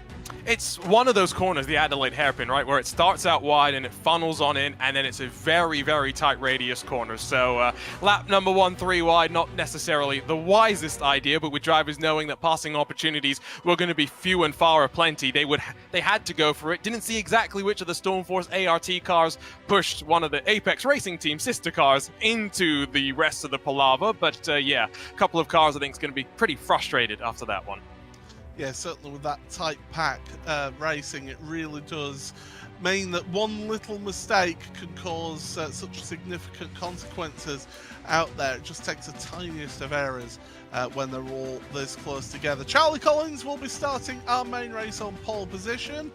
He must be delighted with that, given how difficult it is to overtake, as Zac said. Yeah, but I think Zac Campbell's not going to be too disappointed, right? The sprint race victory as well as the 10 points in qualifying for pole position. They've given him 35 points already in the bag. Even if we're going to see something spectacular from Collins and he runs away at the front, he's not going to build that much of a championship lead. But let's look back at the sprint race highlights. Yeah, let's do indeed. It was a good launch then from Zac Campbell off the front of the grid as the cars went tearing through, and Max Beneke ended up in the gravel trap. Marina Sarica also had incidents, and then we saw this down into the Adelaide hairpin. A little bit of chaos and carnage, and Stormforce car locked up into the back, and well, it was actually, I think it was Sanchez potentially who made that contact. Further action on through the field as there went Salvatalons getting spun around at the chicane. Yeah, then we saw more, a little bit of dicing back through the pack. Alessandro Bico, podium last time out. He was squabbling with Johan Harth, who was really, I think, just mired back in all of that action and then had to compromise down his way through the hairpin and slot himself back into line. And then, of course, there was this moment. Marceno trying to find a hole that was never there. He pushes the Fire Simsport car all the way into Luca Kita's path. And, well, say goodbye to that Christopher Dambeach-driven machine. Yes, that race up at the front was intense. It was pretty close between them, but they weren't able to switch positions. Bobby Zelensky as well was having some action as well. More racing. This is how Sanchez made it past Bryn Collins then down at the hairpin at 180. But it was through the final chicane. Zac Campbell took the checkered flag and saw a race win here in the sprint race of round number 2 of the Porsche Tag Heuer Esports Supercup here today. And well, it's good to see Jeremy Boudaloop is joining us on the broadcast watching along. But here is your grid then. It's Charlie Collins and Thomas Tettel at front row of the grid with John Caruso and Oscar Mangan. Again, 2 Alters Esports for row number 2 this time. Sebastian Job and Pinto, row number 3. Cooper Webster and Zac Campbell race win at row number 4. Then the rest as they finished. Sanchez, Collins, Bico and Harth. And some of your notable ones then. Gustavo Ariel then on row number 8. Sonnen on row number 9. Jamie Fluke getting involved in incidents. He's down on row number 11. Matthias Stuckbeck down on row number 12. And what a place to be started from. Row 14 for Max Beneke. Well, we've just got about a minute before the start of the main race here, and Arjuna, we've been saying it all along, it's difficult to overtake here. It's really important for those on the front row to get a good launch. Yeah, absolutely. And for Charlie Collins, alongside with Tuomas Tatala, one running well in the championship, one has already had major issues over in round number 1, not even surviving the opening lap. Don't forget as well, plenty of information around schedule standings and everything to do with this Porsche Tag Heuer Esports Supercup. Head on over to iracing.com/PESC to learn more. Absolutely, and of course, if you do want to sign up as well, go to iracing.com. All new memberships are 40% off, so do go and check that out if you are interested in joining us here on iRacing. We would love to have you along, and who knows, you could eventually end up, if you work hard and you have your vitamins and say your prayers, you could end up in the Porsche Tag Heuer Esports Supercup. But the drivers now are all on the grid. They will look towards that starter's gantry and get themselves ready for 20 laps of action here in the Porsche Tag Heuer Esports Supercup. Those drivers now looking to the gantry, revs rise. Green flag, and we're away for the main race here in the Porsche Tag Heuer Esports Supercup at Magny Cours. It's a good start from Charlie Collins and Tuomas Tatala. The two, this car's off, that's Biko. Biko's off at turn number 1. It's happened immediately. And well, car off in the gravel, but we stay keeping going forward. It is Collins from Tatala, Caruso and Mangan together, Job, Pinto, the rest of the cars charging through the shot there, and Job is looking to make some moves here in the early going as we head into the hairpin for the first time. This car's sideways, this car's squirreling, there's tyre smoke, there's Johan Harth around, there's Oskari Reiners around as well. We've got cars up and over in the background of shots. It's absolute carnage here on lap number 1. It all started when I think Sebastian Job gave a bit of a shot to Jordan Caruso. It really checked the pack up, and from there, chaos, well, it ensued. Charlie Collins still leads at the front of the field with Tuomas Tatala in tow, then some separation back to Joe Pinto, Caruso, Mangan, Campbell and Webster. But my word, Skittles in round number 1, crush Skittles in race number 2 here today. Yeah, you're certainly not tasting the rainbow here today. It is certainly not one that you want to be taking a bite of, but these two at the front, if they're clever, if they're smart about it, as Zelensky and Collins are dropping down the order on our timing tower on the left-hand side. There's carnage happened all the way through this race. This is just dodgems out there through the final chicane. Here's a replay of what happened at the hairpin. So just watch as Job goes aggressive. There goes a Caruso a little bit wide, and then as a result, the Kawanda cars make contact. Harth goes around, and then up and over went Urano, R8G as well. I think Violate is the one that flips and then lands on all 4 wheels. I guess add 1 to the flip counter here. Zac Campbell is in the pits. He was involved in all of that. So Zac Campbell is in the pits and he's going to be out of this race along with Alessandro Biko, Quentin Violate and Alexei Nesov as well. There you see those cars on pit road. It's from joy to pain in just a few minutes for Zac Campbell. That is not how he wants his championship to go. It's the duality of the Porsche Tag Heuer Esports Supercup. The jubilation of victory, the dejection of being involved in an early incident, and Zac Campbell now will watch on and hope for his teammate Charlie Collins that at least Kawanda can grab a double victory here at Magny Cours. As we carry on through that corner then, and Arjuna, you've got the race winner from the sprint race, Zac Campbell. Yeah, unfortunately, Zac, talking to us a bit earlier than I'm sure you want to. Just talk us through what happened from your perspective.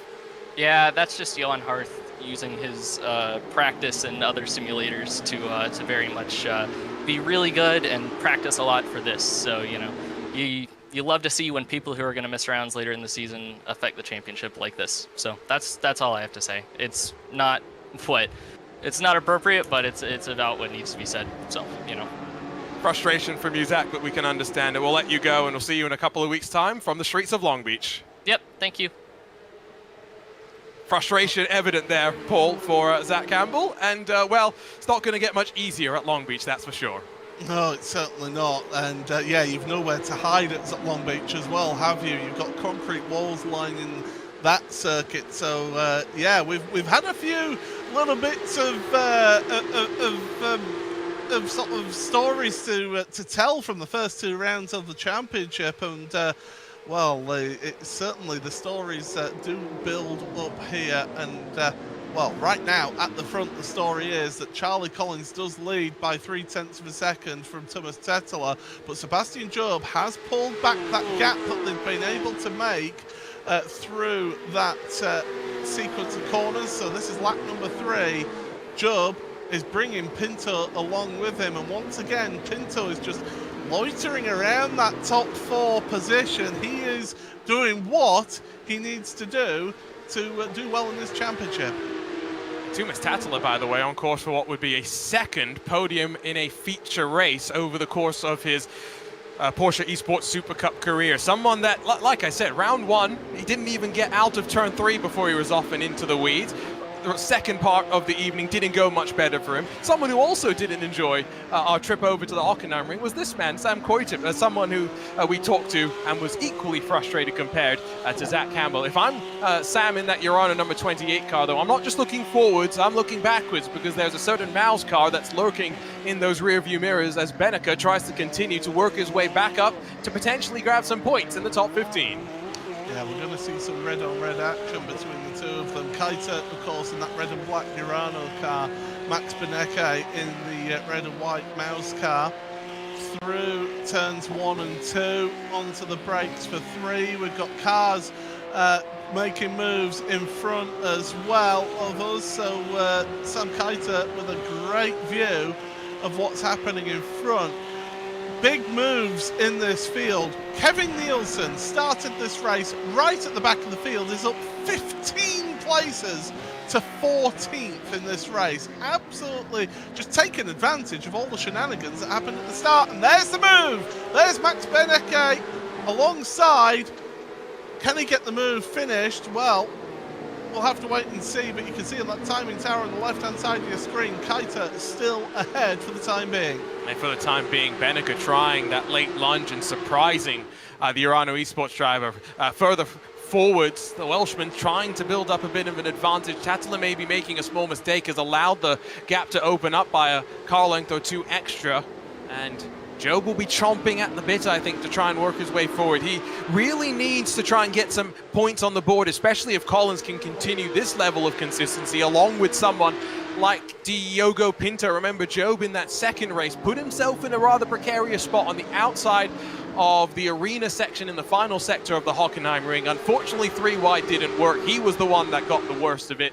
He finds himself 12th in points, almost 51 points behind the championship leader Paul, in a championship that will be over before it's even started. Yeah, absolutely. We still look at this race, by the way, for 17th. Beneke is in 17th place right now. He's got a charge, 10 places gained for him in this race. He's got Julian Sonnen behind in front. He's actually lost a bit of time to Sam Kaita in front. So Beneke is having to look in his mirrors right now because he's got a whole queue of cars behind him. Sonnen back, Dambit, Bryn Collins, who's having to make a recovery. So too Bobby Zelensky. There's a move to the inside, and Sonnen's got to be careful here because Lasse back, not able to make the move. So Max Beneke, who we're on board with right now, well, he's holding on to that place, and that move has just allowed him to get a little bit of breathing space there. Yeah, have you heard that back is back? He had pretty solid round 1. Both races inside of the top 8. Actually started the main race from the inverted pole position. Unfortunately, slipped backwards to 7th by the end of the evening. And overall, I think Fire Simsport were the breakout team of the 2022 Porsche Tag Heuer Esports Supercup Contender Series. We really saw both him and Kevin Nielsen really show their strength at adapting to a car while having to race configurations of circuits that weren't always traditional, Paul. I mean, you joined me for part of the Porsche qualifying series, the first step of the road to the World Championship. And out of 6 races, the only regular round that we had was the full layout of Imola. We did weird things and wonderful things like going to Watkins Glen Oval, a half of the Hockenheimring, and really challenging these drivers to take layouts in that they never really used before. Yeah, they certainly do. The word challenged, and given the different runs that they're not used to here. Now at the front, Thomas Tettel has just dropped back a little bit from Charlie Collins here, and he could come under a little bit of pressure from Sebastian Job behind. So Job, he'll be keen to move forward on the podium places because he'll be wanting to get as many points as possible here. Will Sebastian in that Oracle Red Bull Racing Esports car. But Thomas Tetteler working his way through and certainly doing a good job in that heroic outfit car as they come out of that corner onto the power once again. And Arjuna, you've unfortunately having to speak to another driver missing from this race. Yeah, Quintin Violate went up and over, unfortunately. Quintin, I mean, talk us through it from your perspective. Oh, hello everyone. Yeah, to be honest, I'm really devastated about it. I was feeling I had a really good race pace, so I probably could have just gained some position through the race, but the first hairpin of the race took me out, so it's unfortunate, but yeah, still at front in the championship, so we can get some points. It's a long way to go, but I think it's fair to say for you, Quintin, you'll be a little bit frustrated with how both the opening rounds of the championship have gone so far. Yeah, I mean, I'm struggling to find time to practice and find just some quality pace. Our race pace is kinda good through those 2 first rounds, so we have to work hard on our quality pace, and we should be good, I guess. But yeah, that's really frustrating to just not be able to finish the burst race of the round every round. We'll let you go off, and we'll see you and your teammate Julian Sonnen in a couple of weeks from Long Beach. Right. Bye, guys. Great to have a quick chat there with Quintin Violate as he sums up what I think will be quite a disappointing home race for him this season. Yeah, and I think back to last season, how he had such a great opening round to the championship, did Quintin last time out, and then last year, should I say, and then just things seemed to happen to him, and he seemed to have a trouble magnet attached to his car for the rest of the season. And it seems that there's not been able to get the weight saving done and get that magnet removed from his car so far. But you never know, Long Beach can give us some opportunities, and you never say never in a championship like this, but it does put him in a more difficult position, that is for sure, as we look at Moreno Sirica and Jamie Fluke. All both racing for 9th and 10th places. Fluke up 11 places, as is Sirica as well, so not the best sprint race for either of them, but those two now looking good in this main race. Yeah, and I want to just re-emphasize one thing to remember. Motorsports is cruel, right? Because you show up every weekend and 30 teams will compete, or 30 drivers will compete, only one can actually win. It's the same way at the end of the championship. Only one driver can have the success of victory. So when everyone else is setting their goals, no matter where you are in the season, it can't always be, I want to be number one. Sometimes all you can do is focus, like you sometimes need to, on the battle to stay inside of the top 15 just to secure a license to go straight back to the Super Cup next year, because we know, Paul, just how difficult it is to fight your way back through the proving grounds. Yeah, it's so difficult. As there you see those live points as things stand as well, because Charlie Collins now 6-point lead over Diogo Pinto in terms of the live standings as we go. But let's just give you a little bit of the sights and sounds of this race and go on board for a little bit of full throttle action from BOSE.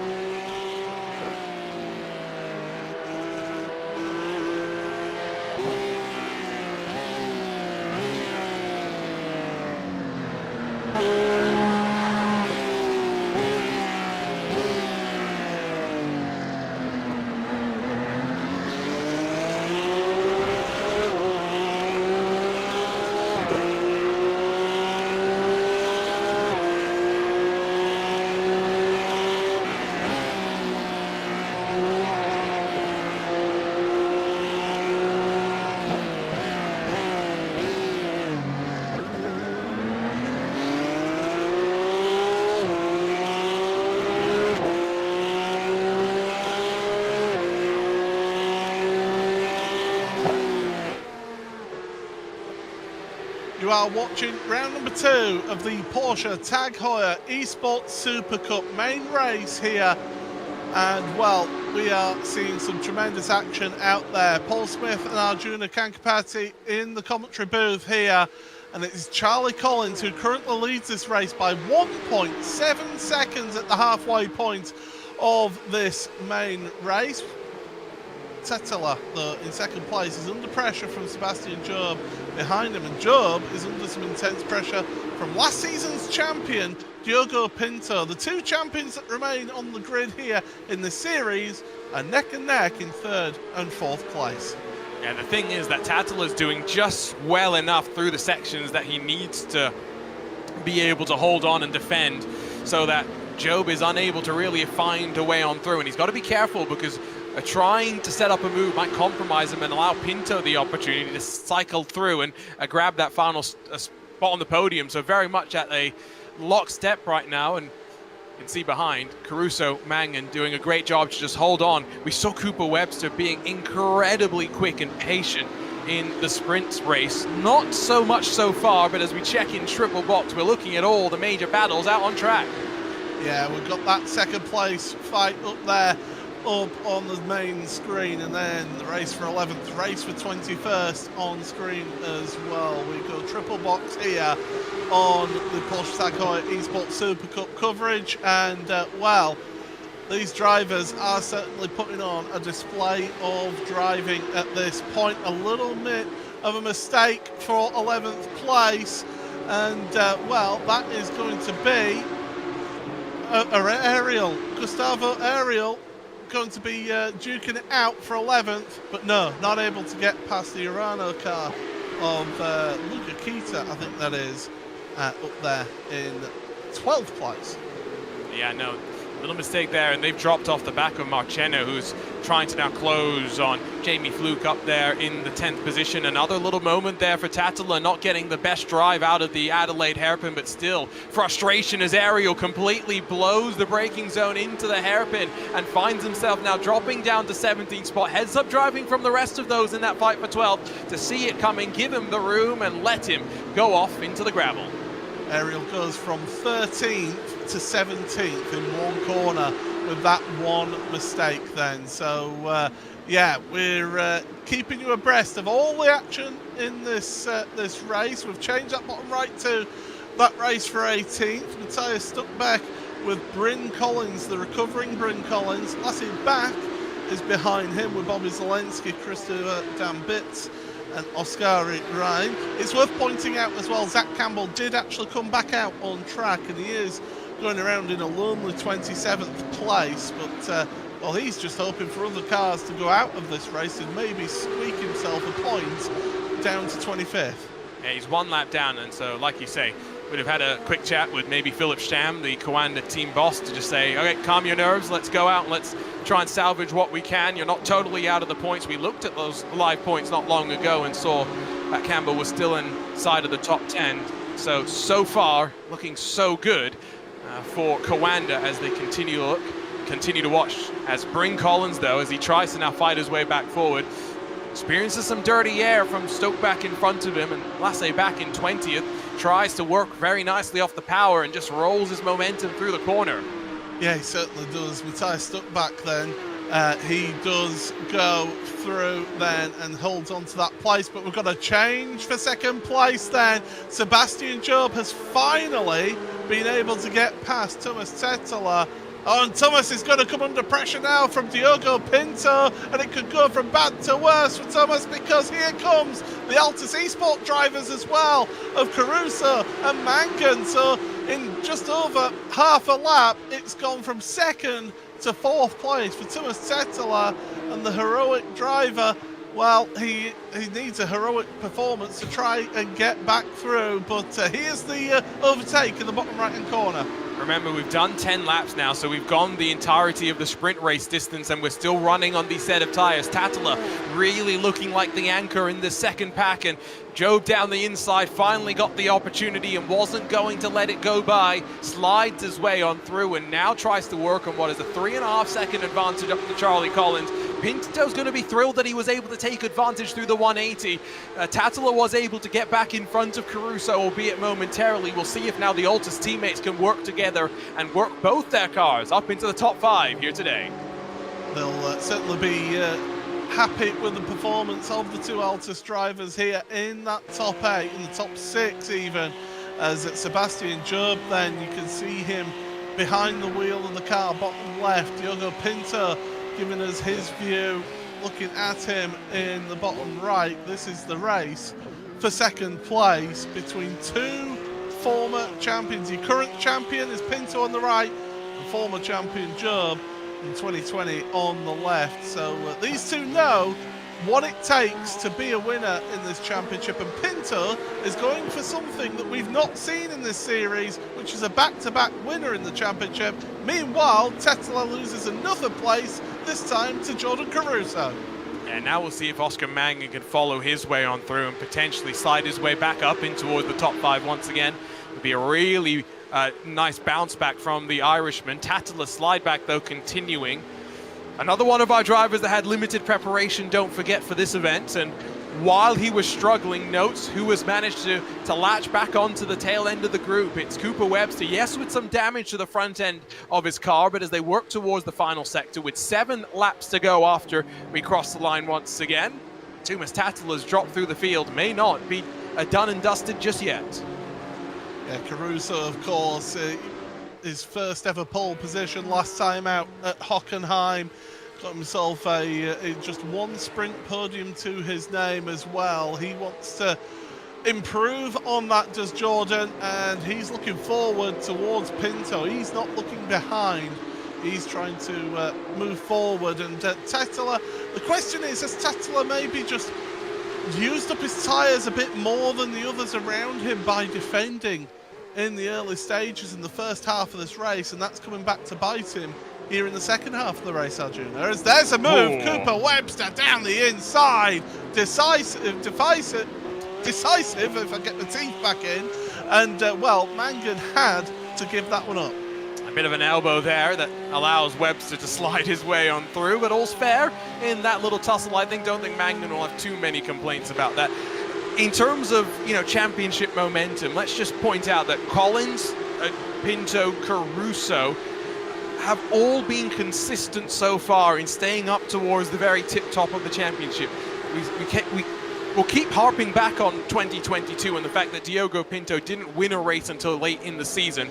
What let him be in the championship fight was that level of consistency in a series that, like we've just seen with Zac Campbell in this particular main race, can be brutal at the best of times.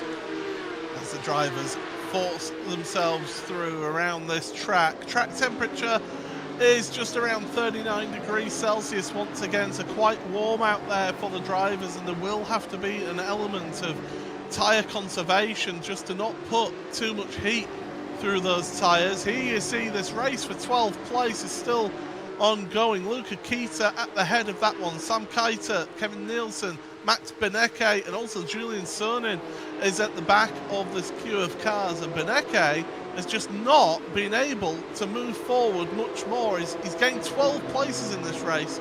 Nielsen still has gained 15 in this race. Yeah, sometimes it's best to just sit back and let it come to you, especially at a track where it can be notoriously difficult to work your way past. We really have only seen moves in a couple of places, and this main race, in stark contrast to the sprint, a lot less action overall, and especially up at the front, a big margin. Charlie Collins has done a stellar job of just managing the wear on his tires to continue now to actually build an advantage over Job, over Pinto, over Caruso as they try and chase him down. All those three cars have now built up more separation to Tattler, who continues to struggle with the tires, in stark contrast to this ice-cold Welshman at the front. So they've got one main race win to his name as Charlie, and well, you can see that. So we'll get to see how things are as they go across the line. But yeah, Collins is really pushing on and getting the lap times in. I mean, a 39.4. He's been consistently in the low 39s. Here's the start line or finish line cam. You can see just how far back Job, Pinto and Caruso all are there. To head on through turns 1, 2 and 3. So Collins at the front, 3.9 seconds, another 0.2 of a second gained by Collins over Sebastian Job on that last lap alone. He seems to be comfortable, whereas Job is feeling the pressure from behind now. He's got Pinto and Caruso. Caruso showing a great turn of pace this season.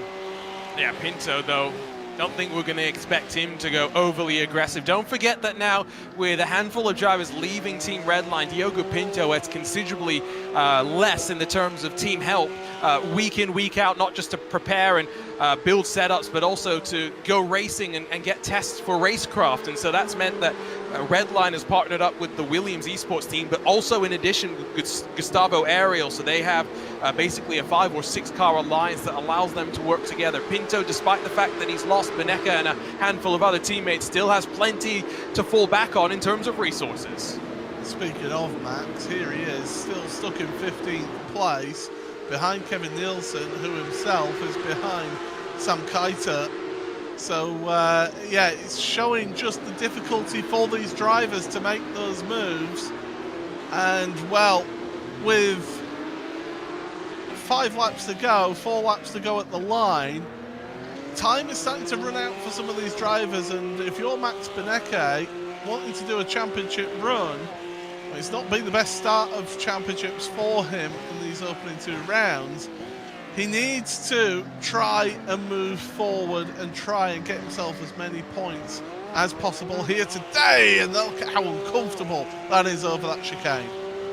Yeah, I think for Max in particular, it's the last few years have just been rough in this particular championship. He still had plenty of success elsewhere in sim racing, of course, most recently just a week ago. But something about this championship has just started to play boogeyman almost with him. And I think if he gets a qualifying session that plays out nicely, I think it will help him a lot. But of course, still in that fight with Kevin Nielsen with 4 laps to go. I think it's going to get fun at the front as well for second. I think Job and Pinto, given the margin between them and Caruso really slotting in behind, I think Pinto is going to have to look at trying to get a move, because I don't think Caruso will be content to settle for 4th. I think Caruso's best act is, well, to try and to put the pressure on Pinto to force him to make a move on Sebastian Job and to try and force the error. But that's going to be extremely difficult when you've got 2 extremely experienced drivers in this championship in front of you. But Caruso, with the pace that he's shown, as I said, his pole position last time out was his first ever pole position at Hockenheim. He's got some pace this season. He seems to really adapted himself to the car this season, and he's showing this Altus Esports team well behind Tetela, making a little mistake I saw in the background, a shot, but able to hold on to position for the time being for 5th place. It's not a great spot to really capitalize on the mistake. Straight after that right-hand 90 degree, you're into the chicane, the final section that leads you to the line. And so Webster Smart backs out of it, but I think now concedes any chance of being able to latch back on to second, third, and fourth, and now we'll have to settle at potentially a top 5 being the best that he can accomplish. Oscar Mangan, Alejandro Sanchez in that one as well, and I do think that Alejandro Sanchez, embroiled in the incident at the hairpin earlier on, is going to have something to try and, well, atone with the stewards maybe later on after the event is sorted. And Mangan continues, though, to ride in 7th spot. Yeah, he's on the coattails of Cooper Webster in front, and he's trying to move forward in all of this. If you are just joining us, well, Charlie Collins started on pole position in this main race. He had Thomas Tetteler in second place for quite a while, and Tetteler was really holding back Sebastian Job, Diogo Pinto and the rest, and that allowed Collins to just move away at the front of the field. That's why, I mean, Collins has been outpacing these drivers still at this point. I mean, his last lap was a 39.3 compared to the 40 flat from Job the last lap. So that tells you how much Job is having to get a bit defensive here on Pinto. Yeah, it is remarkable, but curiously, Collins actually not fastest in terms of outright speed. Some of the other drivers still have stuff that's comparable. It's just unfortunately they don't have the consistency. There was a bit of an incident further back down the field, though, as we get ready to head into these closing laps. I see Lasse back, Bryn Collins, and Gustavo Ariel all involved. That was one of those fights that we were tracking a bit earlier, Paul, and it's definitely still been feisty here in this main race, even if at the front it's been a little bit more settled down. Yeah, you can see on that timing tower on the left-hand side, Sam Keitert dropping down the order, and I can tell you that he's gone to pit road along with Bryn Collins. So goes from bad to worse for Bryn after his best result in the series in 9th place in the sprint race, having to go to the pit lane and serve either a penalty or some sort of repairs going on for him. But we'll keep an eye on this race for second place. It's still Job in front of Pinto, in front of Caruso.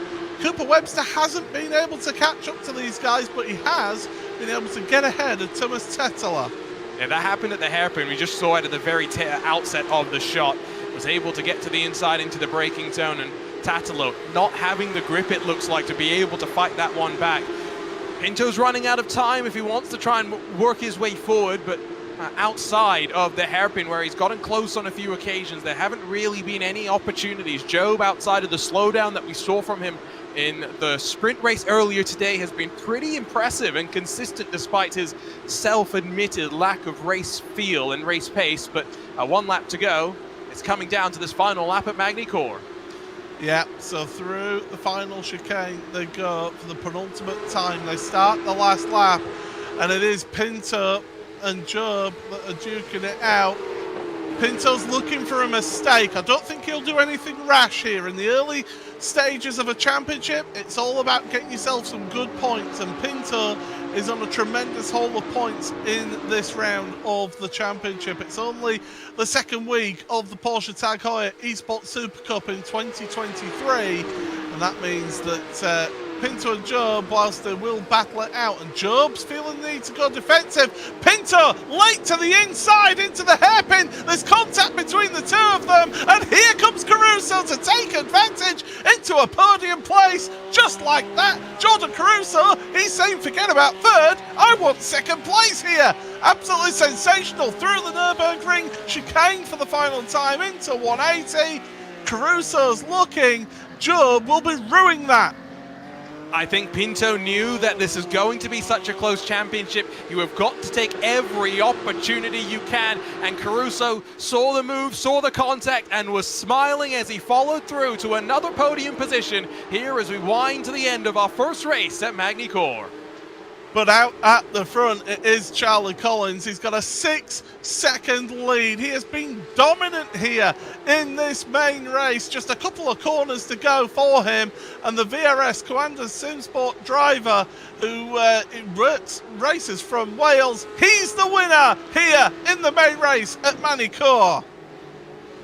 Across the finish line for the last time, and it's going to be Pinto who does hold on to second place, Caruso in third, Job won't be happy in fourth place, Rest of them coming through. Beneke has been able to get himself up to 12th place. And just looking down the order, Jamie Fluke fell down the order on that last lap, so something happened to him on the last lap here.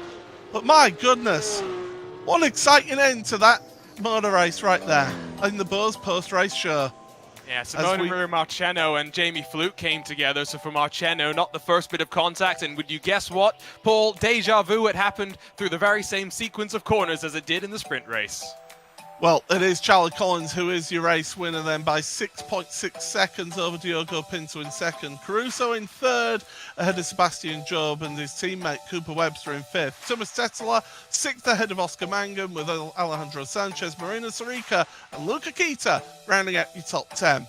Julian Sonnen able to stay ahead of Max Beneke with Kevin Nielsen, Matthias Stuckbeck, Simone Maria Marcheno 15th in the end ahead of Bobby Zelensky with Christopher Dambit ahead of Lasse Bach, Oskari Ryan and Jamie Fluke in 20th place. Sam Keiter, Gustavo Ariel, Johan Haaf having a recovery drive in that one along with Salva Talens. Alessandro Bico was in the gravel at turn 1 lap 1. He finishes 25th and the drivers outside of the point. Zac Campbell, Bryn Collins, Quentin Violate and Alexei Nesov. Wow, let's take a breath for all of that. And, well, let's have a word with your race winner, Arjuna. Yeah, let's start by talking with Charlie Collins about qualifying, and qualifying as the very final car, and qualifying in 8th. Talk us through the lap.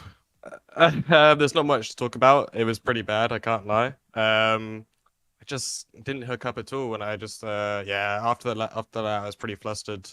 So I'm very happy to have a good feature to kind of round it off.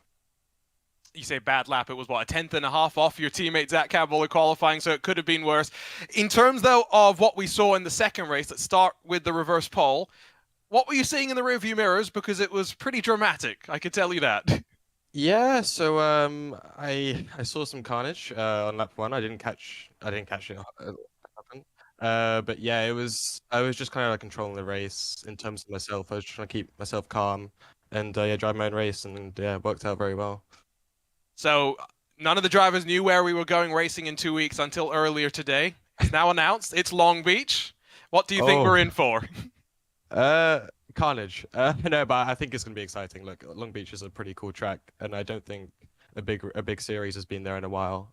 So I'm pretty excited, to be honest. I think it's a very cool track. Well, you are Mr. Consistent right now. We'll congratulate you on another victory, and we'll see you in 2 weeks' time from the streets of Long Beach. We'll head on over to the second step of the podium, though, where our defending champion, Diogo Pinto, was willing to make the move on the final lap, it turned out. Diogo, talk us through what happened here today at Magny Cours from your perspective. Well, to start off the event, I had some issues with my direct drive. I was not even sure I was able to race, so I was really happy how the qualifying and sprint race went.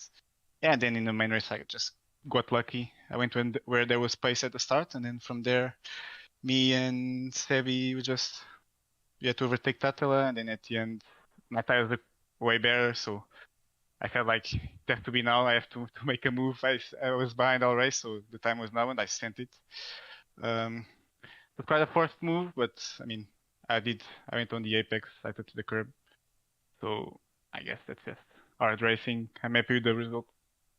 Yeah, and I think this is a round that a lot of you guys would have been happy to get onto the other side of, but I was just talking about Charlie, about Long Beach. That's where we're going in 2 weeks' time. What do you have to think about a street race and a race where we've just had a race where it's hard to pass? That's likely going to be impossible to pass. Yeah, exactly. You have to be really precise in your moves and time them perfectly. So I think Long Beach is probably going to be even worse because you have walls around you. So a little mistake can cost you big points. But let's see. With the current damage model, we can fight quite hard in these cars, so which is what you expect in a Porsche Cup. So let's see. Hopefully we have some good racing like we had today, and we put on a good show. Another solid weekend for Diogo Pinto as he looks to try and defend his championship. We'll step down then to the third step of the podium. Jordan Caruso joins us. Jordan, I mean, another great weekend for you, and interestingly, all of Altus really, as Oscar Mangan shows his pace now as well with some consecutive top 8 finishes. How are you feeling as a unit with 2 rounds now in the books? Yeah, I mean, we're feeling pretty good. We've been working really hard just to sort of stay on top of it. Really proud of Oscar. I mean, he's been working hard in practice, so it's great to see him sort of get the result that he deserves. Yeah. In your perspective at this track, qualifying was going to be so important. How much did you guys struggle trying to get the laps together with the pressure on with one-shot qualifying? Yeah, I mean, it's difficult even in practice. Like, I feel like 1 minute I'm rapid, the next minute I'm 4/10 off, and I don't know what I'm doing. So, but like the lap that I did, I was pretty happy with. I lost about a 10th here or there, but like just a solid lap. That's all I wanted, to be in the top 8, and yeah, stoked to get a podium in the end. Well, it worked out quite nicely for you and the team. Congratulations, and we look forward to seeing you in a couple of weeks' time. Thanks, guys. So round down through our top 3, Paul, and well, yeah, now all focus on our trip over to the Golden State.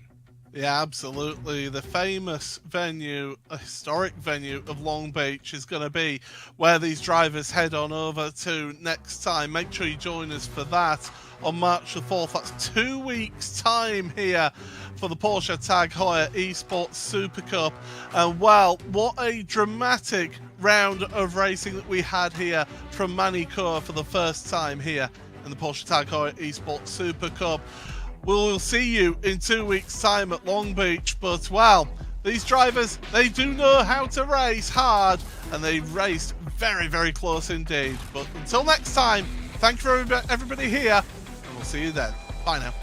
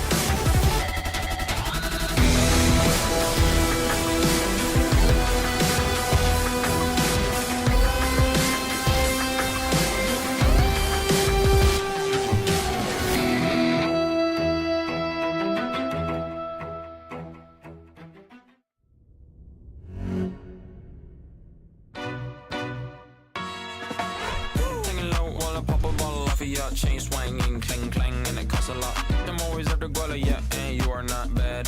Keep on going till you hit the spot. Whoa.